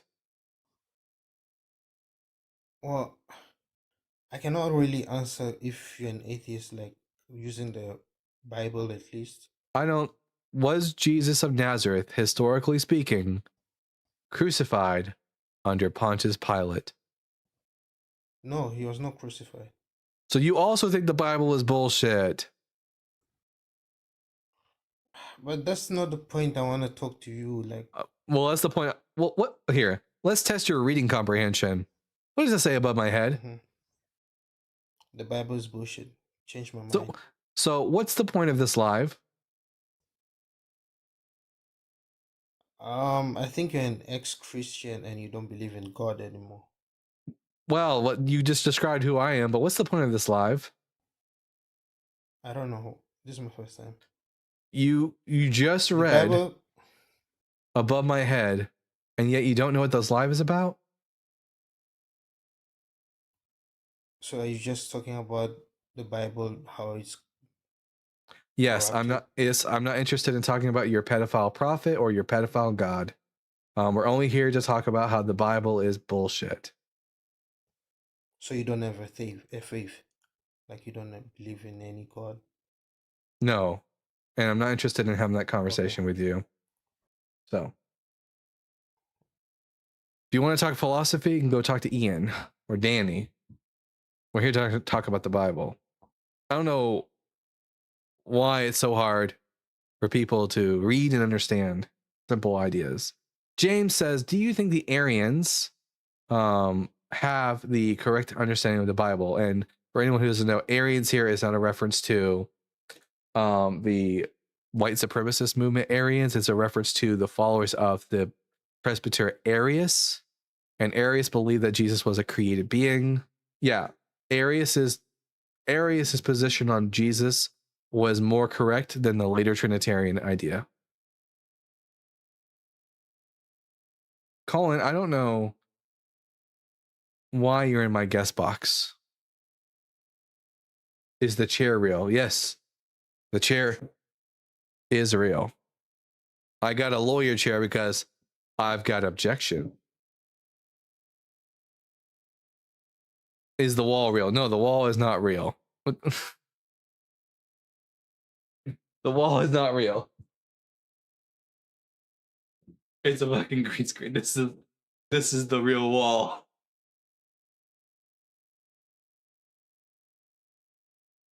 Jesus fucking Christ. Is the cake real? I guarantee you this cake is real. I'm not wearing any prosthetics right now. Holy shit, is that wood paneling? You're damn right it's wood paneling. It's a nice screen. It is a nice screen. It's a big old green screen. Here, ooh, that's not what I meant to do. Yeah. That's also not what I meant to do. Fuck me. Anyways, bring me back. You're scared? Oh, Colin, sweetheart. I'm not scared. You just don't have anything here. Let's see if you have anything to actually add to the conversation, or if you're just going to keep going on and on about your bullshit about how myths have truths to them. Are you here to defend some actual historical reality of the Bible, or are you just here to keep pushing the whole you can derive truth from myths nonsense? My whole point was talking about bullshit. What you mean by that word? Yeah. What do you mean by bullshit? You already know what I mean. We just had a 15-minute conversation. You know what I mean by the Bible is bullshit, Colin. Okay, but what I'm saying, okay, why? What is your point of this then? What is your point of trying to prove that the Bible is bullshit when the intenders, the people who intended, did not? And also in that 15-minute conversation, we covered why it is I'm so interested in talking about how the Bible is bullshit. Did the last Because of 15 minutes of our creationists? because of creationists and because of people who are They're dumb. anti-abortion, the people who are anti-abortion, the people who legislate their Bible beliefs onto non-believers. That's why we talk We can talk about about that. why the. Do you think the Bible should be legislated over non-believers? No, Then we're in agreement. but we all have a law that's based on some sort of higher law that's hard to write down. Nope. No. There's no higher law? I'm a secular humanist. I believe in any law which is that is in accordance with human well-being and flourishing. How do you Which is know what is human? How do you know what's wrong and right? Wrong and right are just shorthand terms for that. Wrong means that which does not comport and does not help the goal of well-being and flourishing, and right is the thing which does do that thing. So what's the goal of well-being and flourishing? What does that look like? Like humans being healthy and prospering and happy Without pain. to the amount that we can possibly get it.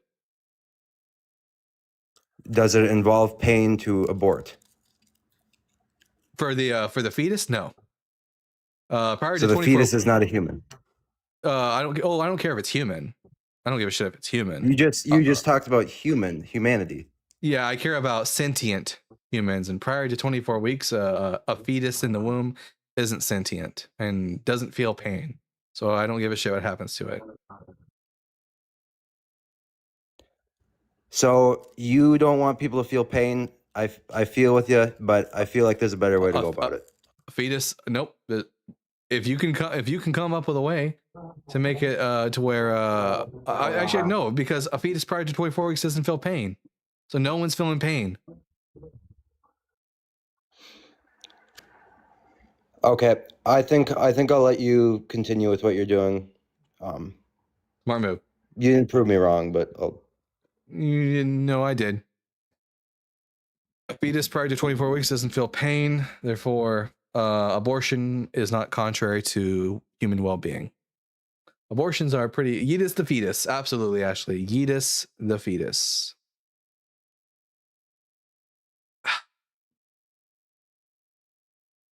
27. I'd argue 27 weeks. Whenever we see the best evidence for like a sentience in a fetus, prior to that, I don't give a shit what happens to it. Afterwards, we can perform abortions that do not result in the death of the fetus. So like a hysterectomy abortion or an induction abortion.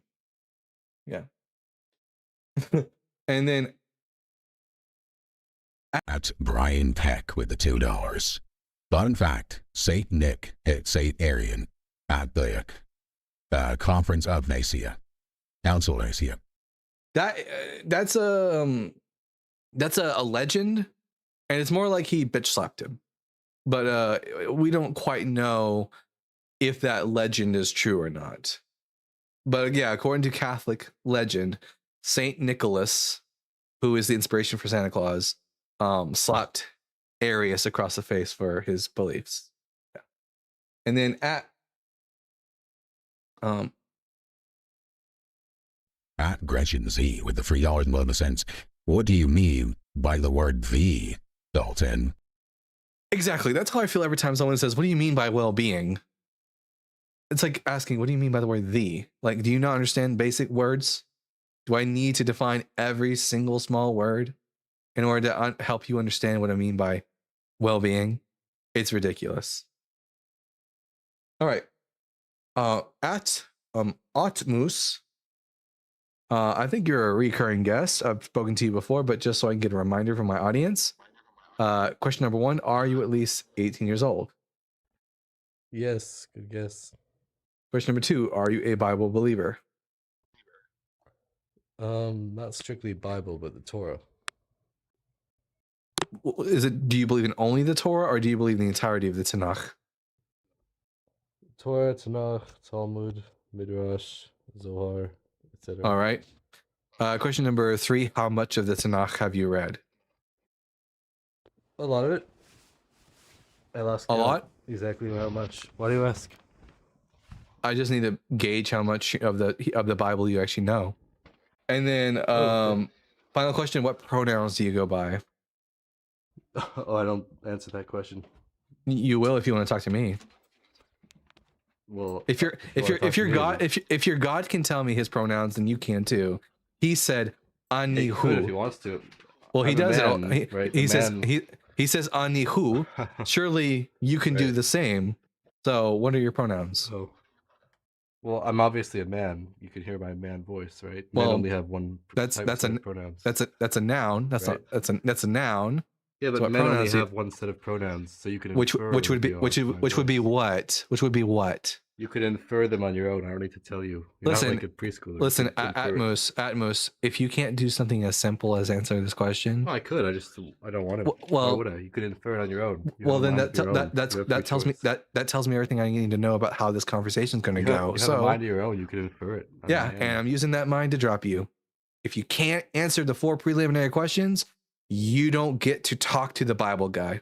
It's as simple as that. You either answer the questions or you go bye-bye. All right. We're going to talk to Dark Knight.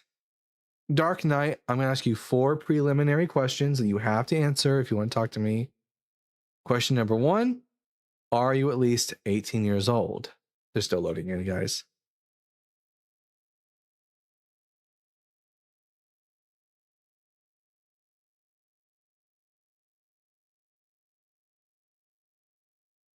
Looks like their internet might not be up to par. Nope. Okay, let's try this next guest then. Real Presence. Real Presence, I'm going to ask you 4 questions. You have to answer all 4 of them to talk to me. Question number 1, are you at least 18 years old? Yeah, I'm 18 years old. Question number 2, are you a Bible believer? Yeah, Question number 3, how much of the Bible have you read? I read all of it. All right, and then question number 4, what pronouns do you go by? He, him. There you go. Real Presence, he, him. See, Atmos, how easy that was? I'm Dalton the Bible guy. I think the Bible is bullshit. Changed my mind. Yeah, why do you think it's bullshit? Scientifically, historically inaccurate, contains contradictions, and Jesus didn't fulfill a single messianic prophecy. You said it's scientifically inaccurate? Yeah. How's that? Because the earth is a globe, and the Bible says otherwise. I don't take that. You're talking about Genesis chapter 1. We don't No. interpret that as a scientific understanding of the world. No, not just Genesis 1. I understand you don't read Genesis plainly for what it says. You go the origin route and you allegorize it in order to make it like meaningful to you. But like Isaiah tells us that the earth is the shape of a circle. Job tells us that it's like shaped like a clay seal. What shape are those things? A circle? Yeah. Are circles flat or are they 3-dimensional? I would say they're flat. So when Isaiah says that God sits above the circle of the earth, that would be inaccurate. What verse are you quoting? Isaiah 40 verse 22. Hayoshev al hu haaretz. He sits upon the circle of the earth. Yeah, let's check it out.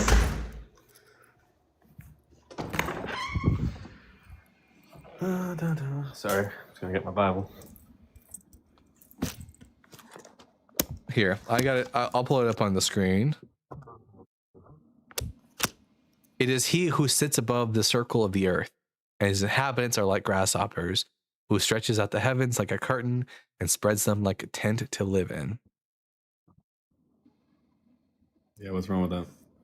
The earth's not a circle. I don't think he's making a scientific claim there. Well, he's making a claim about what the shape of the earth is. If you make a claim, if you say the earth is insert shape, that's a claim about the shape of the earth. That's a scientific claim. I don't think so. I don't think he's saying the Earth is a circle. I'm just saying maybe he thinks that, but Well- it doesn't mean it's true.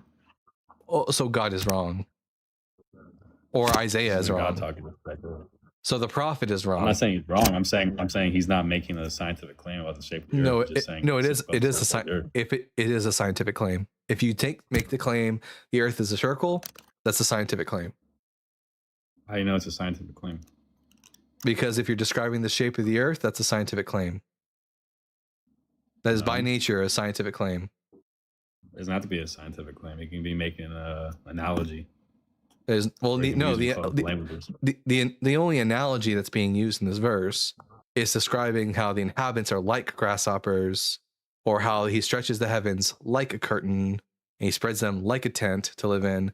But he doesn't say the earth is like a circle. He says it is a circle.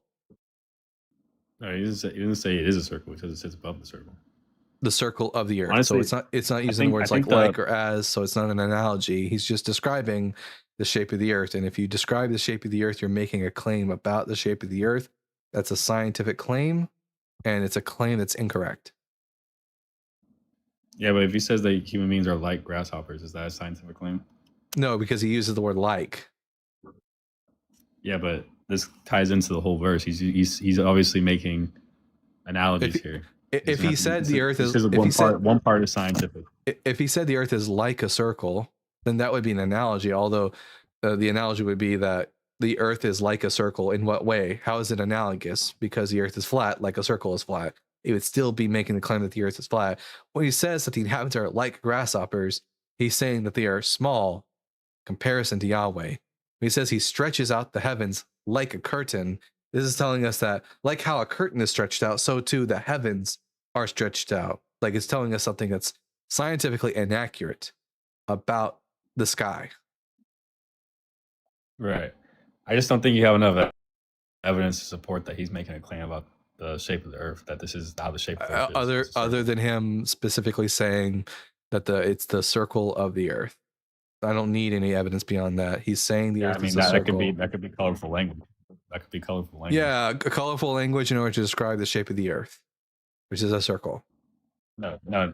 You just be making like it can be like this the circle of the earth, like that could be saying like the parameters of the earth or the No. boundaries of the earth. Like No, it's not making a claim about. No, chug here refers to a circle. It's as opposed to dor, dalit vav which is a sphere. They are in opposition to one another. There's a door, which is round and three-dimensional, and then there's chug, which is circular and flat. Which is why for example, the author of Job describes the earth as being like a clay seal. What shape is a clay seal? Say it's about flat. Flat, with like little up-ended edges around it. And the author of Job is making an analogy, says that the earth is like a clay seal, which tells us that he thinks the shape of the earth is what? I would say flat. Flat. We know that the Canaanites and people of the ancient Near East thought the earth was flat.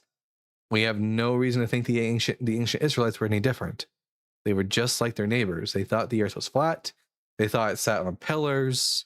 They thought that the sky was a rakia, a dome, and that the windows of the heavens would open to allow rain. They just didn't know what the shape of the earth was, because this is just people writing books. Right. I just don't grant your claim that he's making a scientific claim, even though he may think that the earth is flat. The Bible isn't making a claim. How is saying the shape of the earth not a scientific claim? Because he's not saying this is the shape of the earth. It's like it's a flat disc. No, it's not in the no, Bible. he is saying that. He's saying that's Where the does it say that? circle of the earth. Chug haaretz. That is a claim. That is haaretz, and the word that's being used to tell us and describe haaretz, the earth, is what? It's chug, and chug means circle. No, I think the only claim here is saying that it is God who sits above the circle of earth. Then the claim Yeah, is he sits above the earth is a globe. he sits above the earth, which is a circle. No, not a globe. If the author of Isaiah wanted to say that the earth was a ball, he could have said that, because it's in his vocabulary. We see in Isaiah that the word for ball is actually used earlier in the text. He could have just said that he sits above the ball of the earth, but he doesn't. He uses the word circle. Let's not make Isaiah say things he's not Yeah, saying. Yeah, but I'm saying, like, why does Isaiah have to know the Earth is a globe?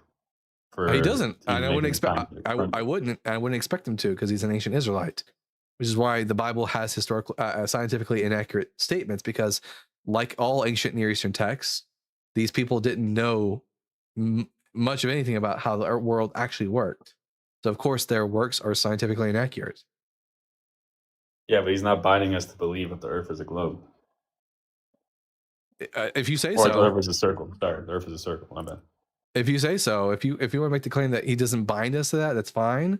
But the fact of the matter is what the Bible says. And if the Bible says the earth is a circle, then that means it's a less reliable Well, source of Isaiah's information for me. What's I Isaiah guess, saying then? well, I guess all scripture is not inspired by God, then, is it? No, it's inspired by God, but I'm just saying that he's not trying. Like, the point is that he's not trying to convey to us a scientific reality of the Earth. He's trying to convey to us the shape of the spiritual earth. reality. No, he's No, that's trying not to. the point. That's not the point. He's relating to us that Yahweh literally sits above the circle of the earth. Yahweh sits above the firmament on a throne. He's corporeal with a body, because we are not willing to read in later philosophical innovations back into the Bible. Yeah, but I'm saying the point of him making the statement is not to describe to us the shape It's of the Earth. meant to describe where God is in relation to the earth. Yeah, he's above it, above the circle of the earth, and because of that, the humans look very small. And he describes that the sky is spread out like a tent. Yeah, he's helping giving them us. to He's giving. understand what God is. I mean, just because Where he thinks it's flat doesn't mean. Yeah, he thinks the earth is it's a claim flat, that he's making it. and he thinks that Yahweh sits above the flat earth. Yeah. Yeah, It's why does that matter? Yeah, it's just inaccurate. It's all. That's the Well, only just claim because ever that made. the Earth is not flat doesn't mean that the Bible is now false because he thinks that the Earth is. Here, is let me give you. flat. Let me give you something better than this, because you don't seem to like what Isaiah says. So, Jesus was not the Messiah. He didn't fulfill a single messianic prophecy. This is more substantive than this circle You jerking said that back there is and forth. historical inaccuracies as well. Oh yeah, historical accuracies. The Bible can't agree as to when Jesus was born, whether or not he was born during the reign of King Herod the Great, or whether or not he was born during the census of Quirinius. The census of Quirinius, Yeah, and those are contradictory dates. yeah. The census of Quirinius took place 10 years after Herod was already dead. It would be like saying that one author saying that the Bible guy was born in 1996 under Bill Clinton, and while the other author says that the Bible guy was born in 2006 under Bush. Like, do you know why Quirinius was governor of Syria and why he did a census over the people of Judea? No. It's because Archelaus, who was ruling after his father Herod had already died, was so shite at his job, the Romans deposed him of his position as the ethnarch of Judea, and then they annexed the region of Judea to Rome, and so they needed to know how many people were living there, who was working where. So they did a census, and that census was carried out under Quirinius 10 years after Herod was already dead. And you're saying Quirinius was not alive during the time of Herod? No, he wasn't the governor of Syria and didn't perform his census when Herod was alive. You're saying he wasn't the governor of Syria when Herod was alive? Correct. And he didn't perform a census over the people of Judea when Herod was alive. That would have been Herod's job as the king of Israel. It would have been Herod's job to perform the census. Yeah. Why couldn't he let Cyrenius do it? Because Quirinius was the governor of Syria. Well, he wasn't even governor of Syria at the time, so there would be no point in having Quirinius do a census for him. Are you It's sure the job about of it's yes, I'm sure about that. Quirinius became governor of Syria in 6 CE, and then he performed the census over the people of Judea. And then he established Coponius as the governor of Judea. So it was Coponius who was doing the census under Quirinius's dictatorship rule. governorship. Do you have evidence that Quirinius was not the governor at the time of Herod? No, we have no records whatsoever of him as governor of Syria during this time. You We don't don't have any. have We any don't have records any. of. We have 0 records of Quirinius as governor of Syria prior to 6 CE. Do you So have any? You have Do you have you, any you have records? evidence that he was the governor, that he Do you began have- his being a governor at 6 CE. Yeah. Do you have any records saying otherwise? That Can he you was show me governor? that can you show me that's when he started his reign as governor at 6 CE? Yeah. I mean, if you want, I can quote Josephus, the historian Josephus. Yeah, sure, go ahead. Antiquity of the Jews. Book 18. Let's see. This is 17. Let's see. So in book 17, we have concerning how Archelaus, upon his second accusation, was banned to Vienna. And in book 18, how Cyrenius or Quirinius was sent by Caesar to make a taxation of Syria and Judea, and how Coponius was sent by a procurator of Judea concerning Judas of Galilee and concerning sects that were among the Jews. Now, Quirinius, a Roman senator, and one who had gone through other magistracies and had passed through them till he had been consul, and one who had on other accounts was of great dignity, came at this time into Syria with a few others, being sent by Caesar to be a judge of that nation and to take account of their substance. Coponius, also a man of the equestrian order, was sent together with him to have the supreme power over the Jews. Moreover, Cyrenius became himself into Judea, which was now added to the province of Syria, to take an account of their substance and to dispose of Archelaus's money. So it tells us here that Quirinius being created as senator over Syria, over governor of Syria, and Coponius being instituted as the procurator over Judea happened after Archelaus's rule. Archelaus didn't rule until his father, Herod the Great, had already died. Even the Gospel of Matthew says that Archelaus didn't rule until his father, Herod the Great, was Wait, can already I jump dead. in real quick? I have to drop right after. But Yeah. we know what Quirinius was doing before he became governor of Syria. He was governor of 2 other places, and he was an astounded military leader of an aristocrat in the Roman Empire. We have that's like in the Roman historical records. So we do know what he was doing beforehand, and therefore he couldn't have been governor of Syria at the same time Herod was alive. So he was governor of Crete or something. Right. All right, but I gotta And- drop. I'm cooking. Have fun. All right. Me too. I'm also cooking. Have a good see you, Jay. And you're saying that the Bible says he was born under King Herod, and also he was born when Cyrenius was taking the census. Yep. Matthew chapter 2 tells us that Jesus was born when King Herod the Great was ruler over the people of Judea.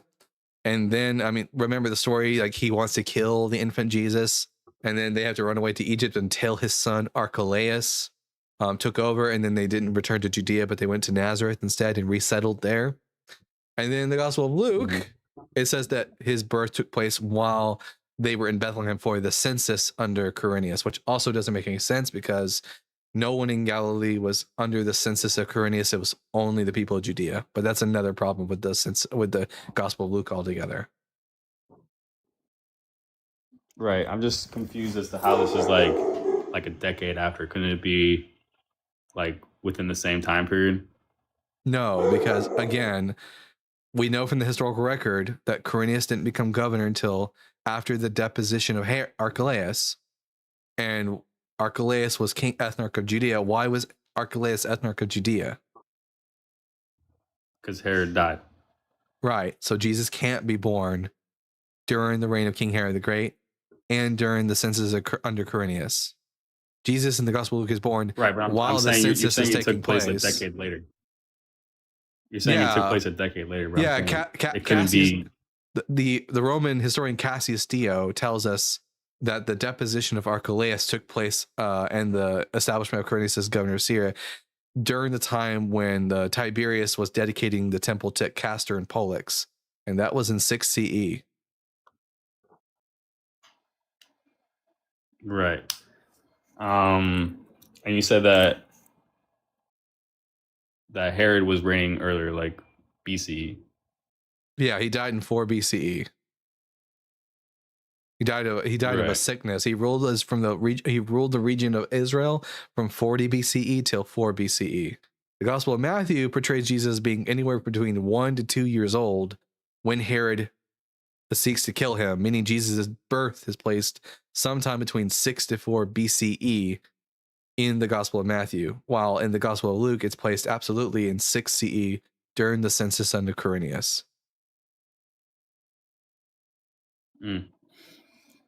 Okay.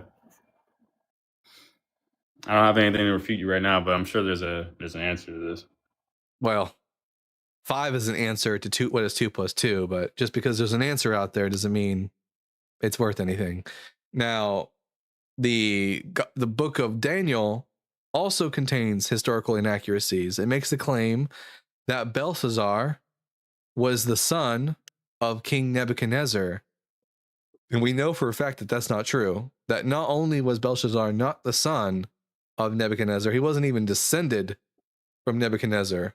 His father, who was Nabonidus, became king of Babylon through a coup. Belshazzar. Yeah, sorry. Not Balthazar. Belshazzar. Right, and you're saying he's claiming that Belshazzar was a son of Nebuchadnezzar.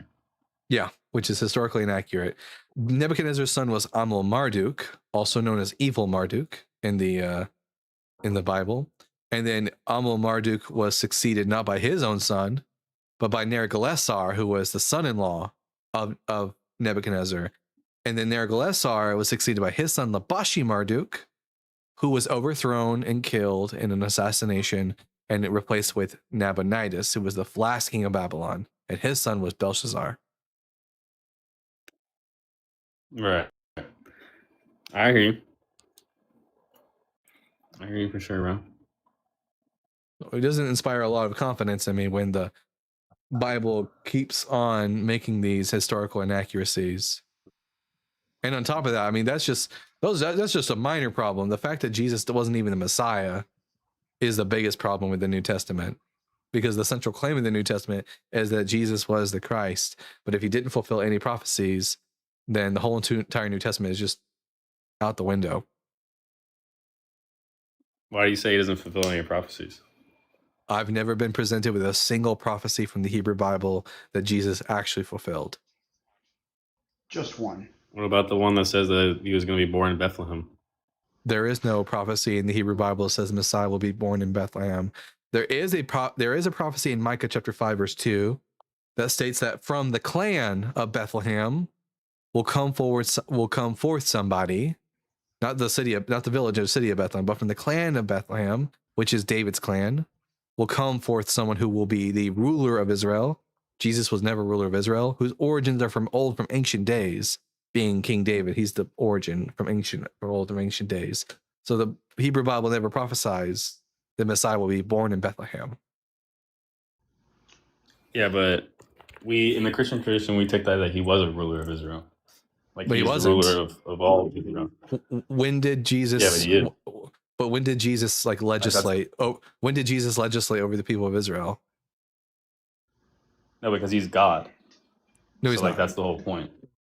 It's not God. And in our tradition, that we recognize him as a God, so he was the ruler of Israel. Well, we don't care about tradition here. We care about the data, and the Bible never makes the claim that Jesus is God. And also, unlike King David, who actually sat on a throne, was actually anointed by the prophet, and actually legislated over the people of Israel, Jesus never did any of that shit. He's about as much the king of Israel as the Rebbe Menachem Mendel Schneerson was the king of Israel. Rab Kavod, aren't there some people that refer to the Rebbe as Melech, as the Melech Mashiach? They do, and they believe that 770 is the Beit Hamikdash Hashlishi. Yes, exactly. So Jesus is about as much the king of Israel as the Rebbe is. I think the Rebbe has done more to do good in the world, arguably. Also, the Probably. only I would say there's only one prophecy that Jesus did fulfill. The false That's prophet. Deuteronomy 18. Yeah, the false prophet. Yeah. Nailed it. No, but like I just said, Have he you did ever come read from Hosea the line of 11:9? David. By the way, He did Bible come guy? from the line of David. One So, second. again- One second. Real presence. What was that, bud? Rav Kavod? Yeah, have you ever read Hosea 11:9 by any chance? Hosea. I mean, I've read it before, but I don't.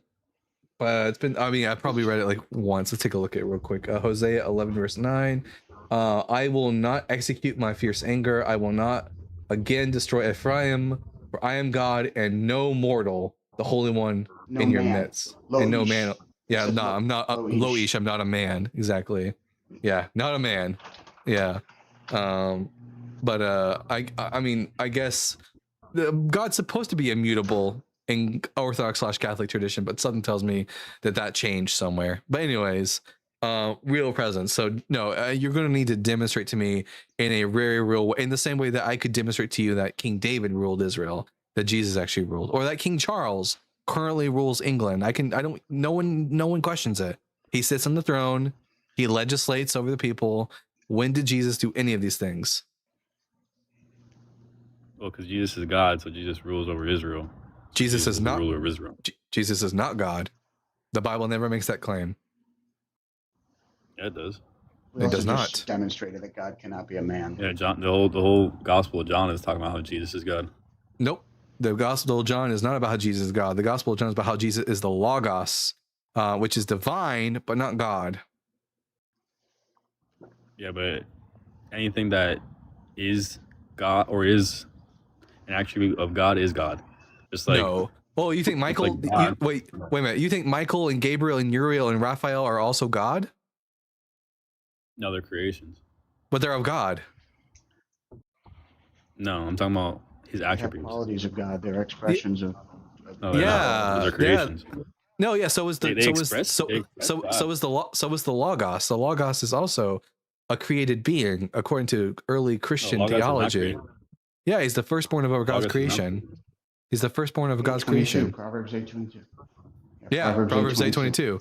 Yahweh made me the beginning of his ways. Made me. I think you're interpreting that wrong. Well, no, this is the way that first century Jewish people would have interpreted it. Like, if I'm going to talk about the Gospel of John, which is at least relatively related to Judaism in the first century, we're going to take into consideration the cultural background of the Gospel of John. So, John's Gospel, I don't know if you're aware of this, real presence. John's Gospel is not the first work in the first century my camera's starting to glitch. Anyways, is not the first work of the first century to talk about the Logos in the way that the Gospel of John does. 1 second, I gotta change my I just fixed this real quick by doing this and then going in here and doing this, and that should fix it. Yep. All right. Anyways, you're aware that John's Logos theology isn't unique to the Gospel of John, and actually we have precedent within Jewish writings about it. Yeah, I'm aware that it's not the first mention of the Logos. And what does Philo of Alexandria, who is our earliest reference to this like theology, what does he say about the Logos? I don't know. He says that it's not uncreated like God, and says that it is the firstborn of God's creation, the heavenly high priest, the highest of all God's archangels, the image of God, calls it the image of God, and says that it was the instrument by which God created all the world. Now, So you're saying that the Word of God is created. yes, the Logos is specifically created. That The doesn't make Logos any isn't just God's speech. It's not just God's speech. Logos within first century Judaism is an entity.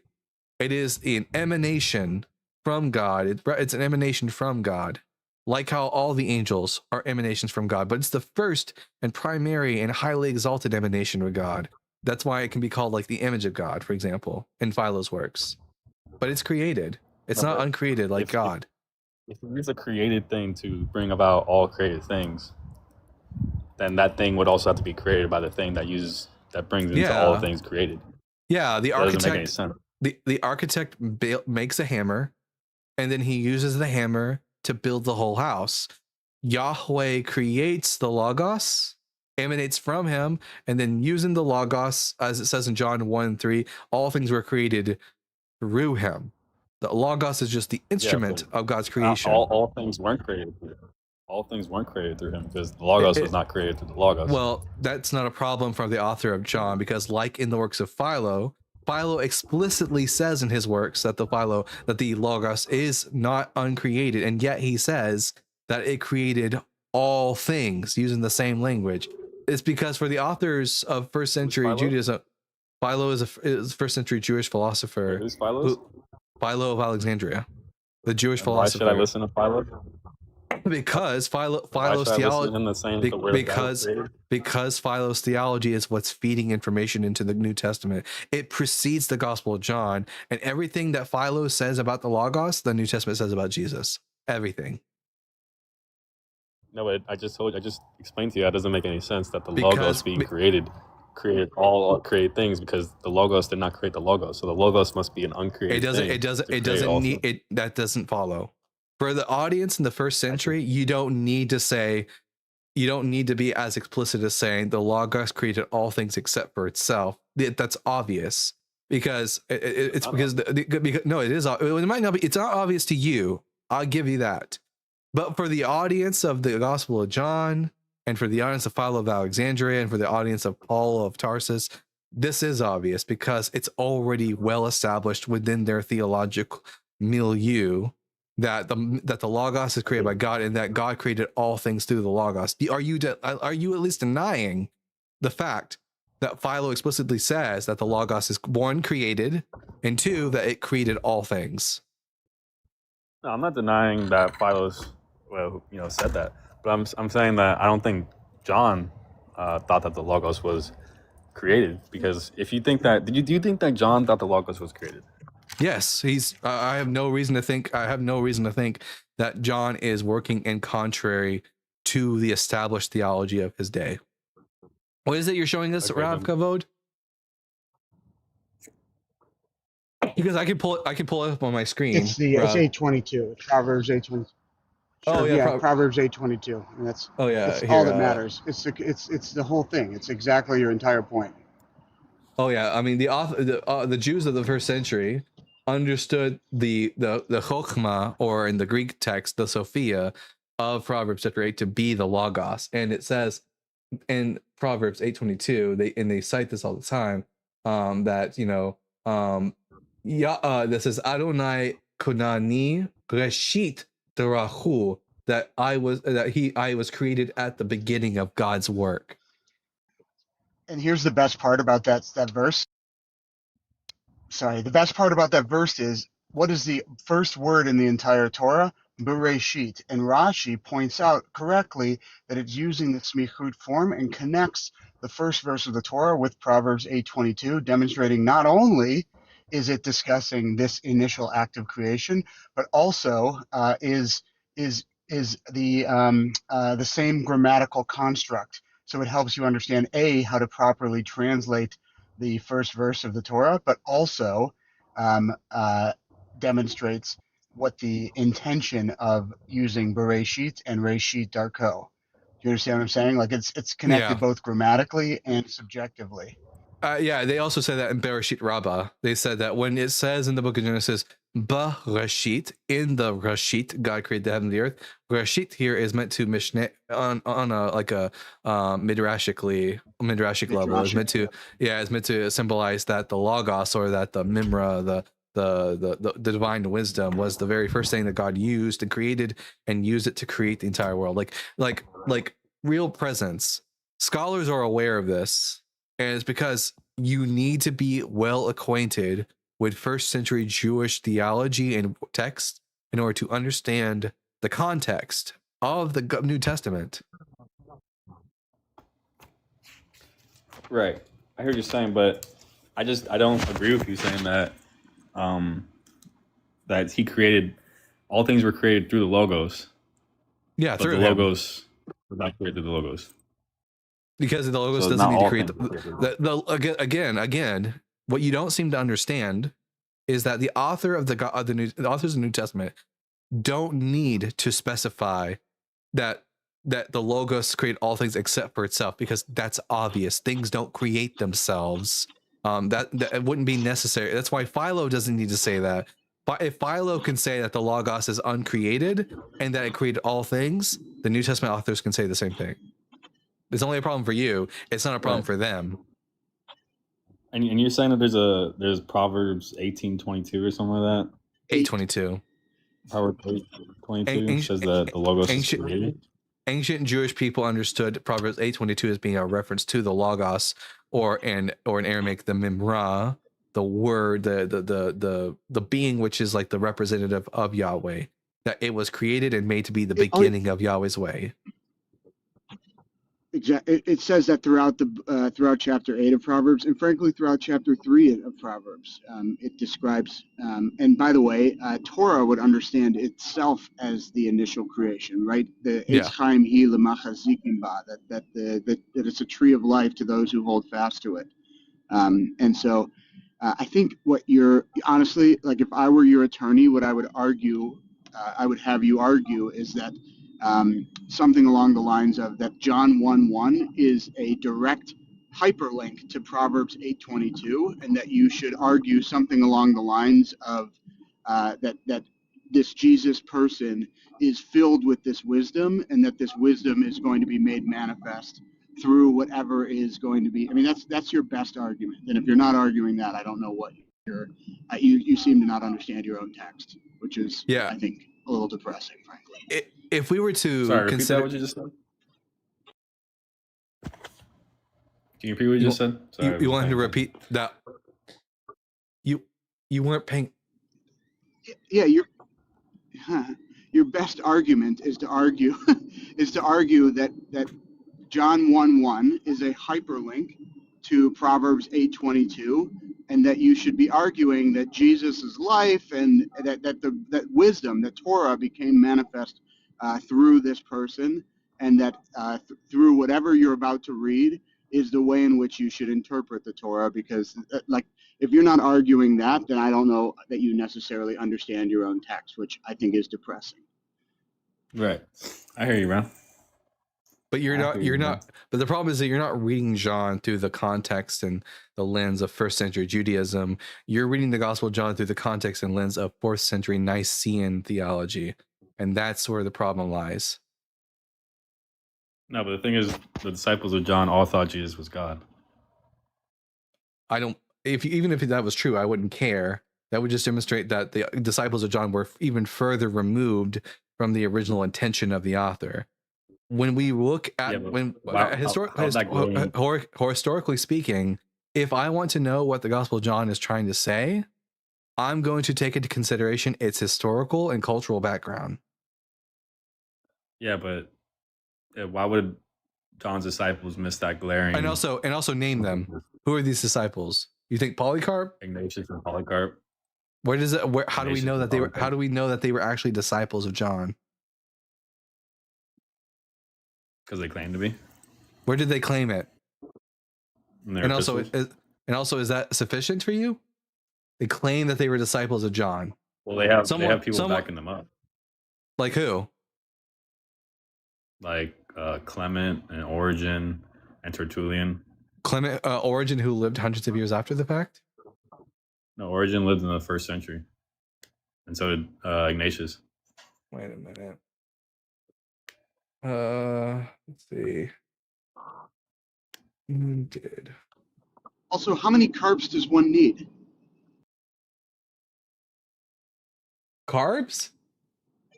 Carbs? Yeah, how many carbs does one need? If it's poly, I mean, how many do you need? Oh, Origen lived from 185 to 254 CE. No, not the 1st century. I said Clement. I'm saying that Origen. You said Origen first. No, I said Origen knew Polycarp, and also Clement knew. All that the early church fathers say about Polycarp is that he was a hearer of John, not a student, Yeah, that he heard John in his youth, that's not sufficient for me to believe that, oh, therefore Polycarp's got the inside on what the author of the Gospel of John, which I don't think is John, said. That's another huge problem, is that we don't, and that's also another problem, is that we don't know who wrote the Gospel of John. We certainly don't think it's it's not John, the son of Zebedee. But this is a huge tangent. But that's a huge tangent that we're not. But that's a huge tangent. We're not going to get on this whole authorship thing. If you want to convince me that the Gospel of John makes it clear that Jesus is the eternal Yahweh, you're going to have to demonstrate it from the text. We don't give a shit about later traditions. Right. But I mean, I'm just saying that you say that it's obvious that the Logos is created. Yeah. Right. When we take into consideration the cultural context of the Gospel of John. Right. But I think that these attributes, but you don't give a shit about why that. would you stop? Why would you stop there? Why would you stop at his wisdom being created? Is God's love created? Yeah, I mean, God. Another problem is that when you're thinking about God, you're probably thinking of this incorporeal, like a divinely simple being. Yahweh is just like arms, legs, is no different than any other ancient deity. His love is no more created or less created than my love is. So you're saying his love is created? I mean, he creates his own love. He exudes love as an his love is a emotion. creature. It's an emotion. Now, Logos. No, I'm saying, is it a creature? Well, Logos isn't literally like coming from God's brain. You have to understand that the ancients understood that God created the log. It's called Logos because it's a mirror image of God's own mind, not because it is God's mind. It is the image of God. It's meant to reflect who the supreme God is, not that it is actually it's a creature. Yes. So God's wisdom is a creature. Yes, I know. It's described in some ways. Your tone doesn't make sense. I know it doesn't make sense to you, but you're not a first century Jewish person. They had a different thing. They had. Well, no, I can't make it make sense because it's a mythology. That's the problem. Now, how can you argue against it? It doesn't make any sense. But it's not my problem. Even in the Jewish mind, it doesn't make any sense. No, it's not true, because within the Jewish people are the ones who made this up. They're the ones. Yeah, but that doesn't make any sense. Was Philo Jewish? Yeah, sure. Did Philo say that the Logos created all things? Sure, if he wants to say that. Did he say that the Logos was not uncreated like the supreme God? Brian, maybe he did say that. I don't know. Yeah, but I think he said that the Logos was created. But I'm just saying that he's wrong. He's no more or less wrong. He's no more or less wrong than any of your ilk. They're just one person's theological opinion over another person's. I don't care if you. Okay, that doesn't make sense. That doesn't make sense. But the God that exists in three divine persons with one essence, that makes more sense. Also, it's incorporeal. It's divinely simple. It's immutable. It doesn't undergo change, and yet it becomes a man. This is somehow more rational, more reasonable. Get the fuck out of here with that nonsense. You don't get to sit here and talk about how it doesn't make sense for the Logos to be a created being while also believing in the Trinity. Get the fuck out of here with that nonsense. Perfect graduates. No, it doesn't. No, even your no, it doesn't. Even your own even your own theologians would say differently. What did Augustus say about making sense of the Trinity? Augustus? Yes, Augustine. Sorry, Augustine. What did Augustine say about making sense of the Trinity? The one who wrote De Trinitate, which I have on my shelf. What did he say about trying to make sense of the Trinity? I don't know. You tell me, bro. There's a story of St. Augustine walking along the beach, and he sees a child, and the child has a seashell in its hand. And he's dipping water out of the ocean and trying to put it into a hole. And Augustine says what to the child? I think I heard that before. I think he was saying, I think you saying he was trying to put the whole ocean into the hole, and he's like, you can't do that. Doesn't make any sense or something like that. And he's like, same thing with you trying to understand the Trinity or something like that. Yeah, I would sooner fit the whole ocean in this hole than you can fit the infinite God into your tiny mind. So don't sit here and pretend like, unlike Augustine and all these ancient thinkers, that you somehow understand the Trinity when they didn't. Even modern day Catholic and Orthodox theologians are readily able to say that the Trinity is that the Trinity is a divine mystery which is beyond the capacity of human understanding. This is nonsense. And again, we don't, and also again, we don't give a shit about these Nicene post hoc, post biblical philosophical innovations. When I read John, I'm going to read him in light of first century Jewish works, because his work was a first century Jewish work. So you're going to have to demonstrate for me from the book of John that Jesus is Yahweh. Go ahead. I just want to start off by saying you completely misunderstood Augustine in that parable. He was just saying that just because he may not have understood it doesn't mean Augustine definitely understood the Trinity. He was saying the whole point of that is saying is that God is mysterious and he can act in ways that you may not understand. That was the point of that parable. Not to say that it's a complete mystery. Augustine definitely had a good grasp of the Trinity, and so did St. Thomas. And it makes perfect logical sense. I know you probably believe that. I don't give a shit about what Thomas Aquinas or Augustine had to say about the Trinity. What does the Gospel of John? What does the Gospel of John say about Jesus? Where does Gospel of John make the claim? Make citation. Give me 1 second, brother. How much? Give me 1 So second. you know, How much you want to bet he's going to go to John 1:1 or John 8:58 or John 20:28? Let's see. you know, ineffable. It means you can't F him. Yeah.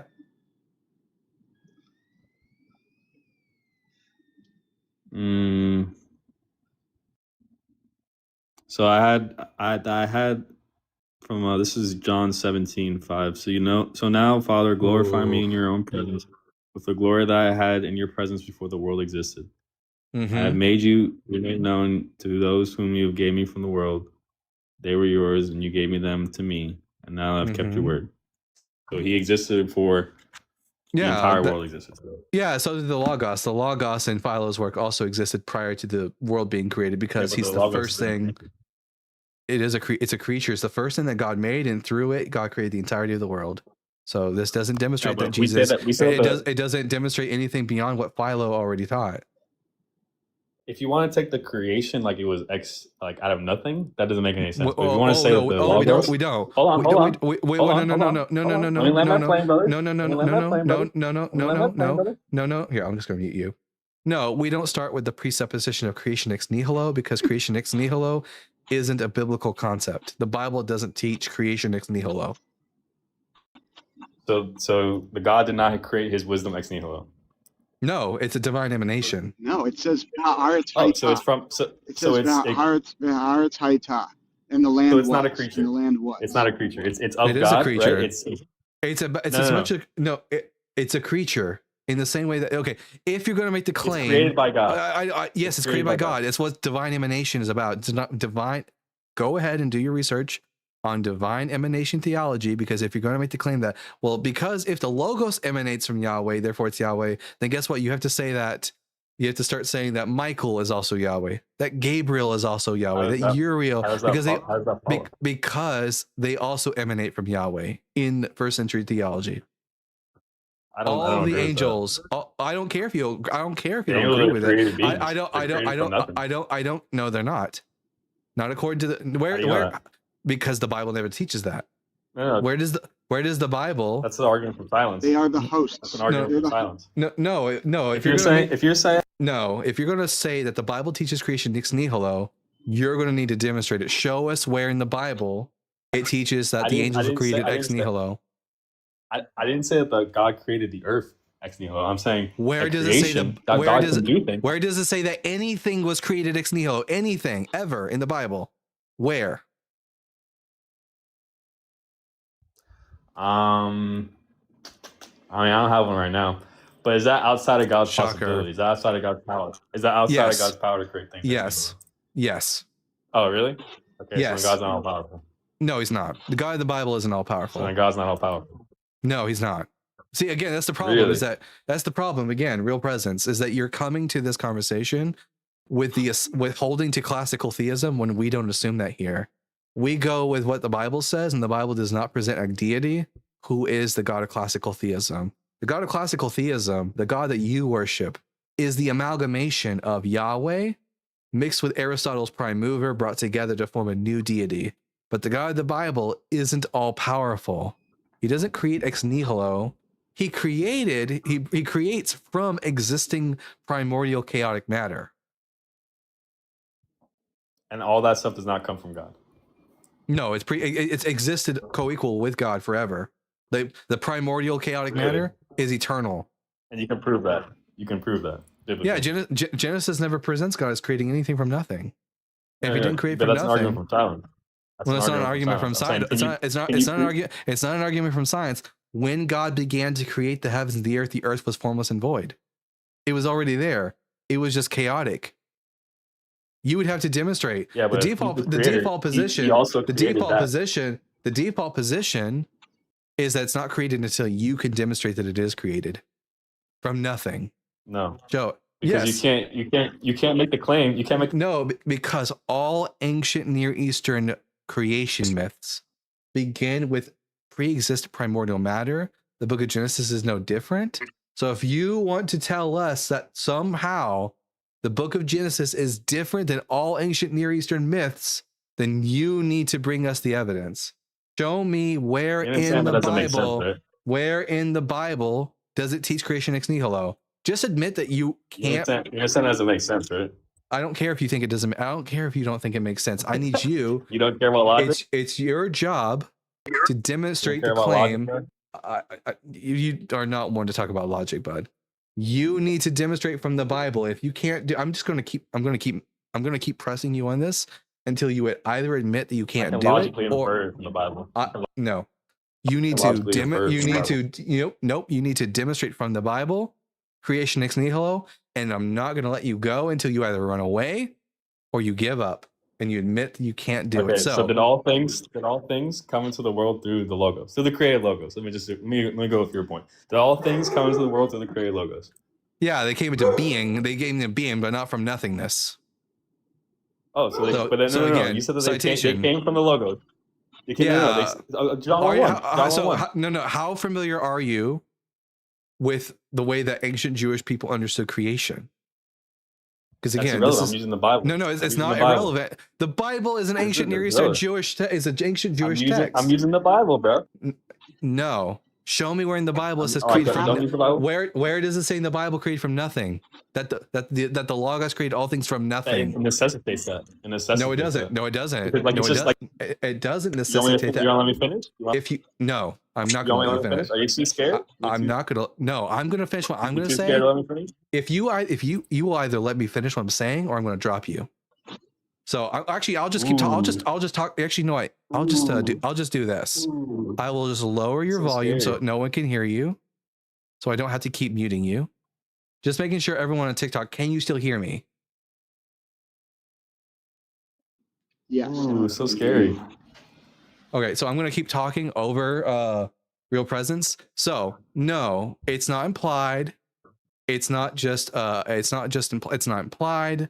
When we talk about the way that ancient people groups understood creation, including the Jewish people, they envisioned a world where God created the world from pre-existent chaotic matter that did not have being. Okay. And by being, we mean it didn't have form, it didn't have function, and it didn't have name, but it was still there. It just didn't have any of those attributes to it. God bringing things into being is about taking a chaotic world, which is out of function, and bringing harmony to it, and bringing form, function, and naming objects. That's what ancient readers understand creation to be. If you want me to believe that the New Testament is somehow unique in this aspect, you need to show me where in the New Testament it says that the Logos created the world from nothing. So again, balls in your court. All right, you ready? Yeah. You ready? Okay. Yep. So you're willing to admit that all things were created through the Logos. Yep, just like Philo says. Okay. So therefore, since the Logos existed before the creation of the world, Oh God. the things that are before the creation of the world were also created by the Logos. No. How? Because what do you think created means? Created means from nothing. No. Why do you presuppose that? If I create a chair, Because if it's there, it's a creature. if I take a bunch of wood, and from that I create a chair, did I create the chair from nothing? No. Okay, so To you be need to fair, there are demonstrate. 3 constructs. Okay, so There are was 3 that words. pre-existing matter? Is that pre-existing matter there before God, or there at the same time with God? Same time as There's God. nothing that So God was just chilling there with all the pre-existing crap. Yep. that's what the text says. So this stuff is eternal. Yep. Your early It's church eternal fathers like had your early church fathers had a problem with that, which is why they created ex nihilo. Well, because it doesn't make any sense. I know. Yeah, I know. For What your do you in think your the theological difference is? So this material No, is Rab Kavod, undying, unchanged. Rab Kavod, go ahead and ask your question. What is the theological difference between in the beginning and when God began to create? It is like a huge, massive issue. And I think it is almost a defining feature between the Jewish understanding of this narrative and the theological presupposition that is being espoused when you say in the definitive beginning. It is the difference between a vector that has a singular starting point and a point on a infinite line. Real presence. What is the difference between these two sentences and what they entail? Sentence number 1. In the beginning, God created the heavens and the earth. Period. Sentence number 2. When God began to create the heavens and the earth, ... What is the difference between those two sentences? You can go ahead and unmute yourself. I really don't see a difference, honestly. Well, I would say I'm shocked, but I'm not really shocked. So here, I guess I'll read verses 1 and verse 2. Hopefully that'll help you. So sentences number 1. In the beginning, God created the heavens and the earth. The earth was without form and void, and darkness was upon the face of the deep. Okay. Sentence number 2. When God began to create the heavens and the earth was formless and void, and darkness was upon the face of the deep. Please tell me that you understand the differences between these two sentences. Please, for the love of your God. No, I really don't see a difference. Fuck me. All right, well. Can I be his attorney? Can I be his attorney? Yes, please. All right. As your attorney, I advise you to think of the universe as infinite versus the universe as finite. Do you see the difference between those two ideas? Yeah, I see the difference between those ideas. Okay. Do you think when God began to create, imagine an infinite number line going infinite negative, infinite positive. You can pick any point upon an infinite number line, correct? I agree, yeah. Okay. Picking any point on that number line is the word when. When I've selected a point. When God begins to create, that's the moment when God begins to create, as opposed to in the beginning, at the very first point on this finite number line, God begins to create, and now universe will go on forever and ever, or so on, something like that. And it's very clear, based on the biblical grammar, that the text is saying when God began to create. In other words, that there is an infinite of something going infinitely backwards, and the supposition in the same conclusion that there's an infinite forward as well. Right. So now you're gonna let me talk, right? You're not gonna cut me off. Okay. Just want to make sure you understand I understand your assertion. I understand your assertion, but It's not an assertion. It's what the text of the book of Genesis.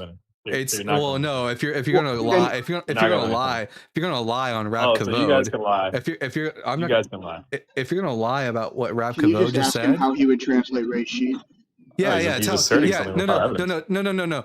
how do you translate Genesis 1:1? Break down the Hebrew for us, real presence. Go ahead. I'll wait. I don't even know the Why Hebrew, is it why is it a shvan nach under the bet as opposed to a kamatz?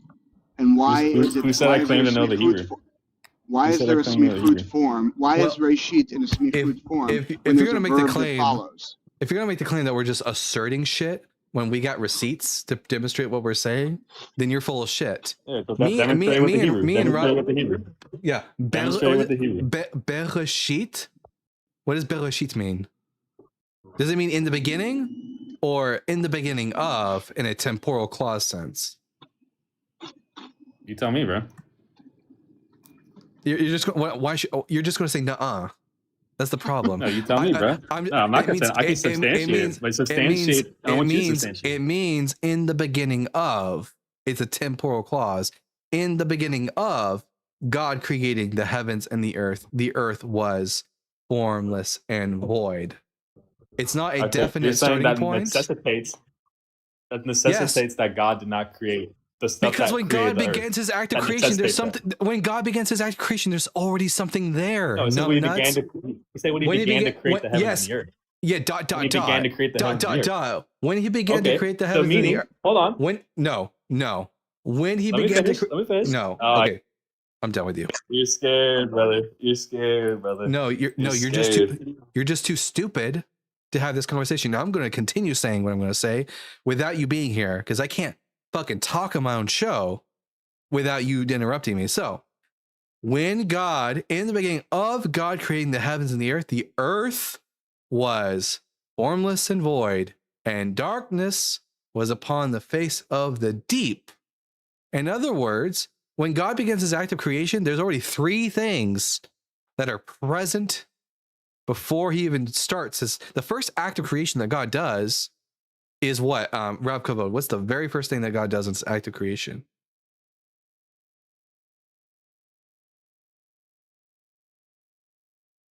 Rav?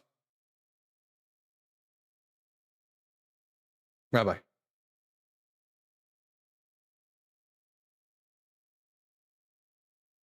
Am I frozen? Or is it Rabbi? Rav?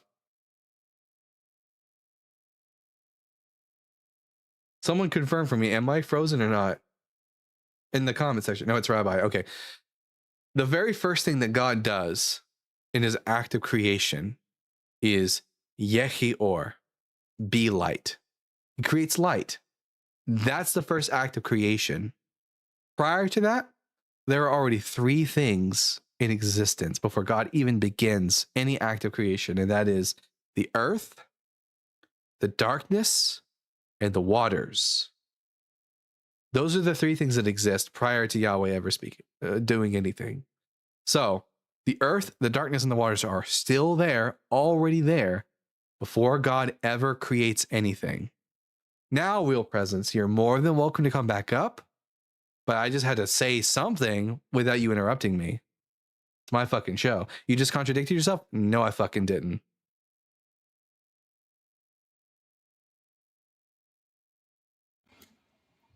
All right, I didn't interrupt you one time, bro. I didn't even get to say anything. You kept interrupting me. When I correct you, you shut up.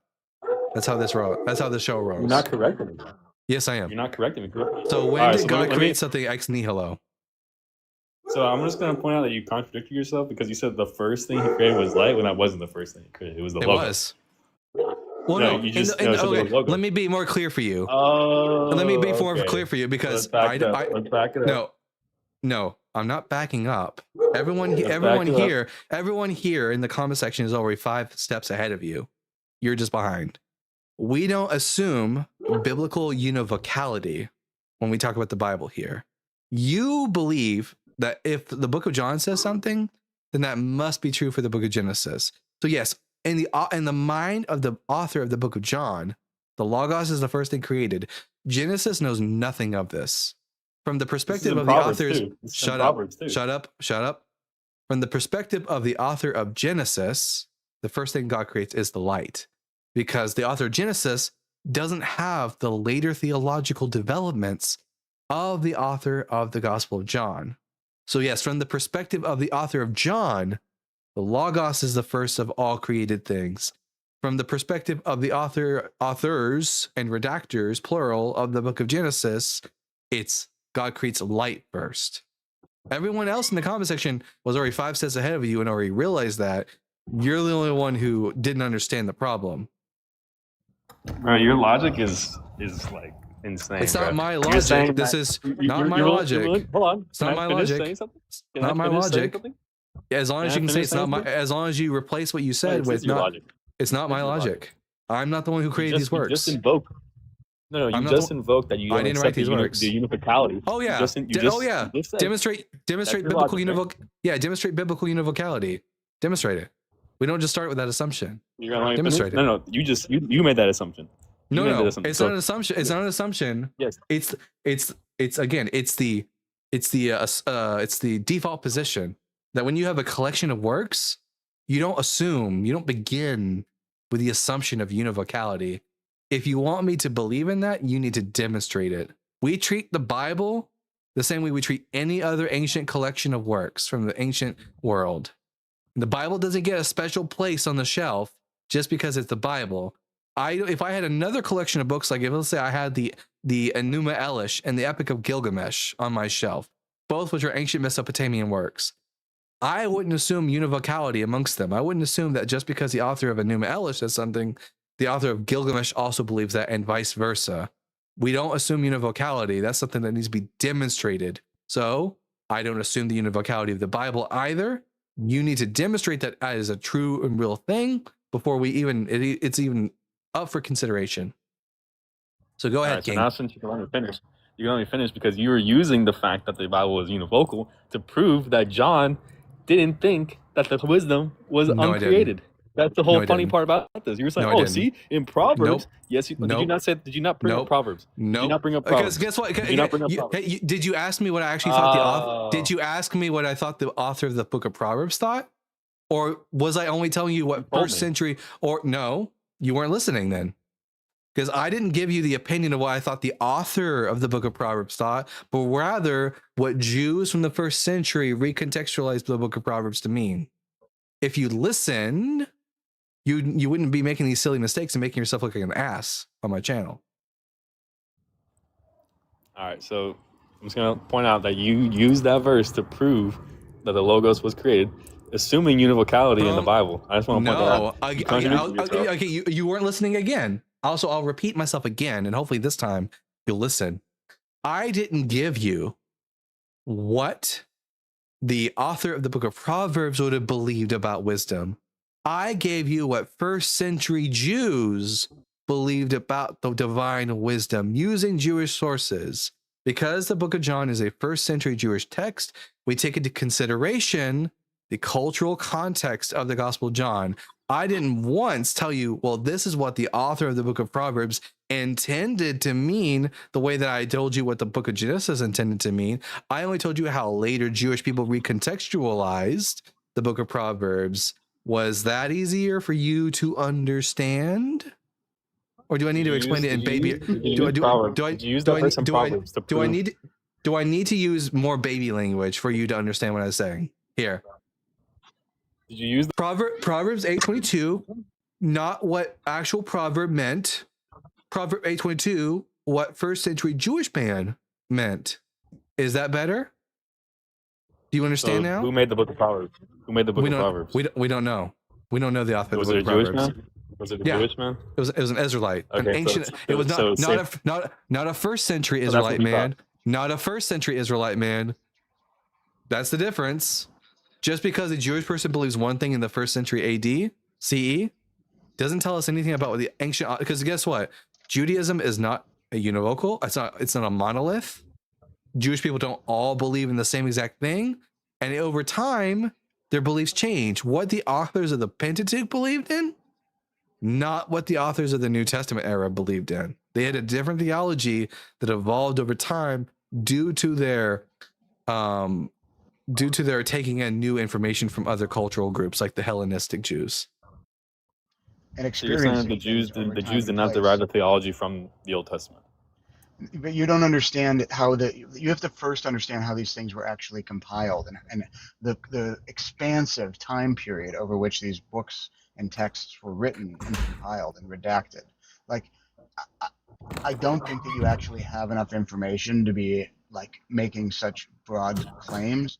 I would advise you to ask more questions and maybe even ask for a few recommendations of books that might actually give you, you know, a window into the actual history of how this is far more fascinating. The ethnography and understanding the culture, like, what an amazing opportunity that these people wrote these texts down so that we have a window into the way that they viewed the world. Not that it should inform our day-to-day living so much as this is part of the archaeological record, and this is as a rabbi speaking.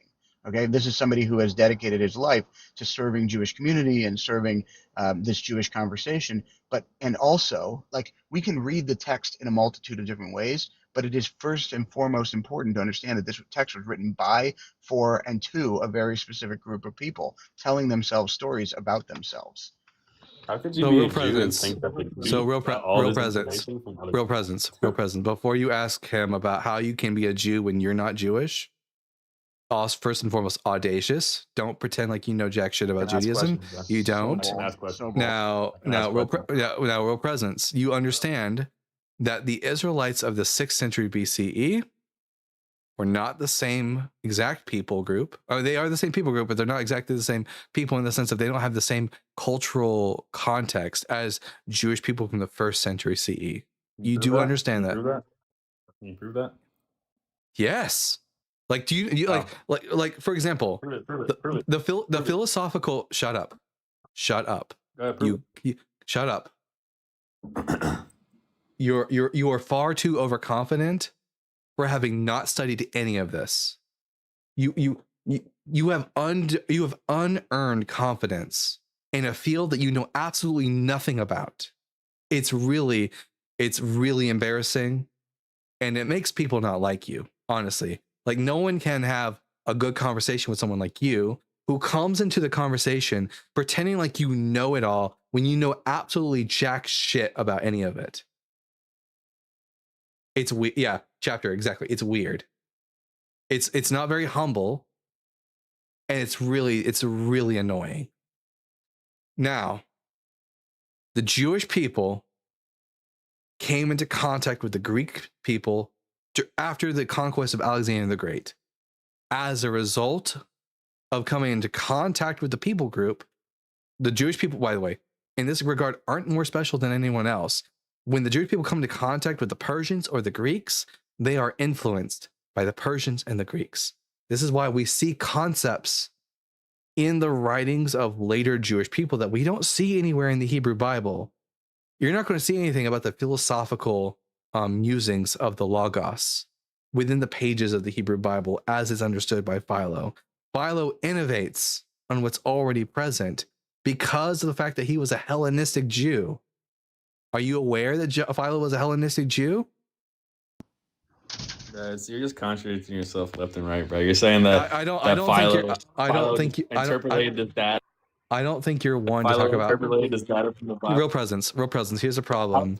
You're so absolutely concussed. You don't know where you're at.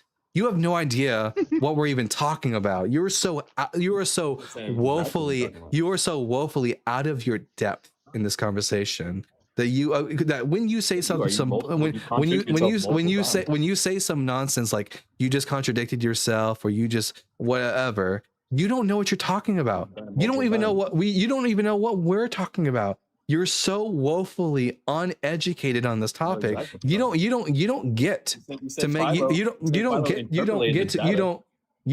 first off, I'd never use the word interpolated. Don't use words you don't know the meaning of, and that's another problem. That's another problem. Don't use words you don't know the meaning of, bud. Yeah, it's not proper. That's not proper either. Philo didn't interpolate his own works. That's not how interpolation works, you jackass. Stop making yourself look like such an idiot. It's really embarrassing. Now, you're making yourself like an idiot, but you contradict yourself the whole argument. I'm done with you. You're not coming back up today. I'm done with you. You're too stupid to have this conversation. You're too arrogant and too cocky. It would be one thing if you were just too stupid. I can work with stupid, okay? Because stupid people can learn new things. Yeehaw! Thank you for the cowboy hat. Stupid people can learn new things and take in new information. But not only are you too stupid, but you're too cocky and too arrogant, and you liked it, and you walk into this debate pretending like you know it all when you don't know anything. You knew nothing about what me or Rav Kavod were talking about, and that is your biggest sin. Curiosity is such a beautiful thing. I wish he was more curious. It would be wonderful if he was more curious to learn new things, but he's not. He's as Ari said, he's in his own orthodoxy foxhole. He is so incapable of like pulling his head out of his theological ass. Live visibility is restricted for 10 minutes. I don't care. The show's over in 20 minutes. So, his head is so far up his own theological ass. He's incapable of understanding the fact that, oh my God, Jewish people don't think the way that I, as an Orthodox Christian, think. And to say to someone like Rav Kavod, how can you be Jewish? And hold to this idea as if he knows anything about Judaism. He doesn't. What do you? I'll let you say your piece on this, Rav. I just think it's bizarre that people claim to own a piece of text or a tradition or a culture that A, has nothing to do with them, but B, they wouldn't claim any of the cultural baggage that goes around with it. I mean, I'm saying this like on the is International Holocaust Remembrance Day. In our community, that's what we're talking about. And so for people to, and by the way, that happened because of Christian supremacy. And look, I think the thing that I'm dealing with and sort of thinking about is that if they are to make the claim that Jesus is the Messiah, let's just grant for a moment that, you know, everything that they would like to claim, look around. We are in Christendom. This is the product of Christendom. And so if this is your claim, and this is, you know, you think that Jesus succeeded, then I would beg the question, why are there so many people suffering if this is the product of the Messianic age?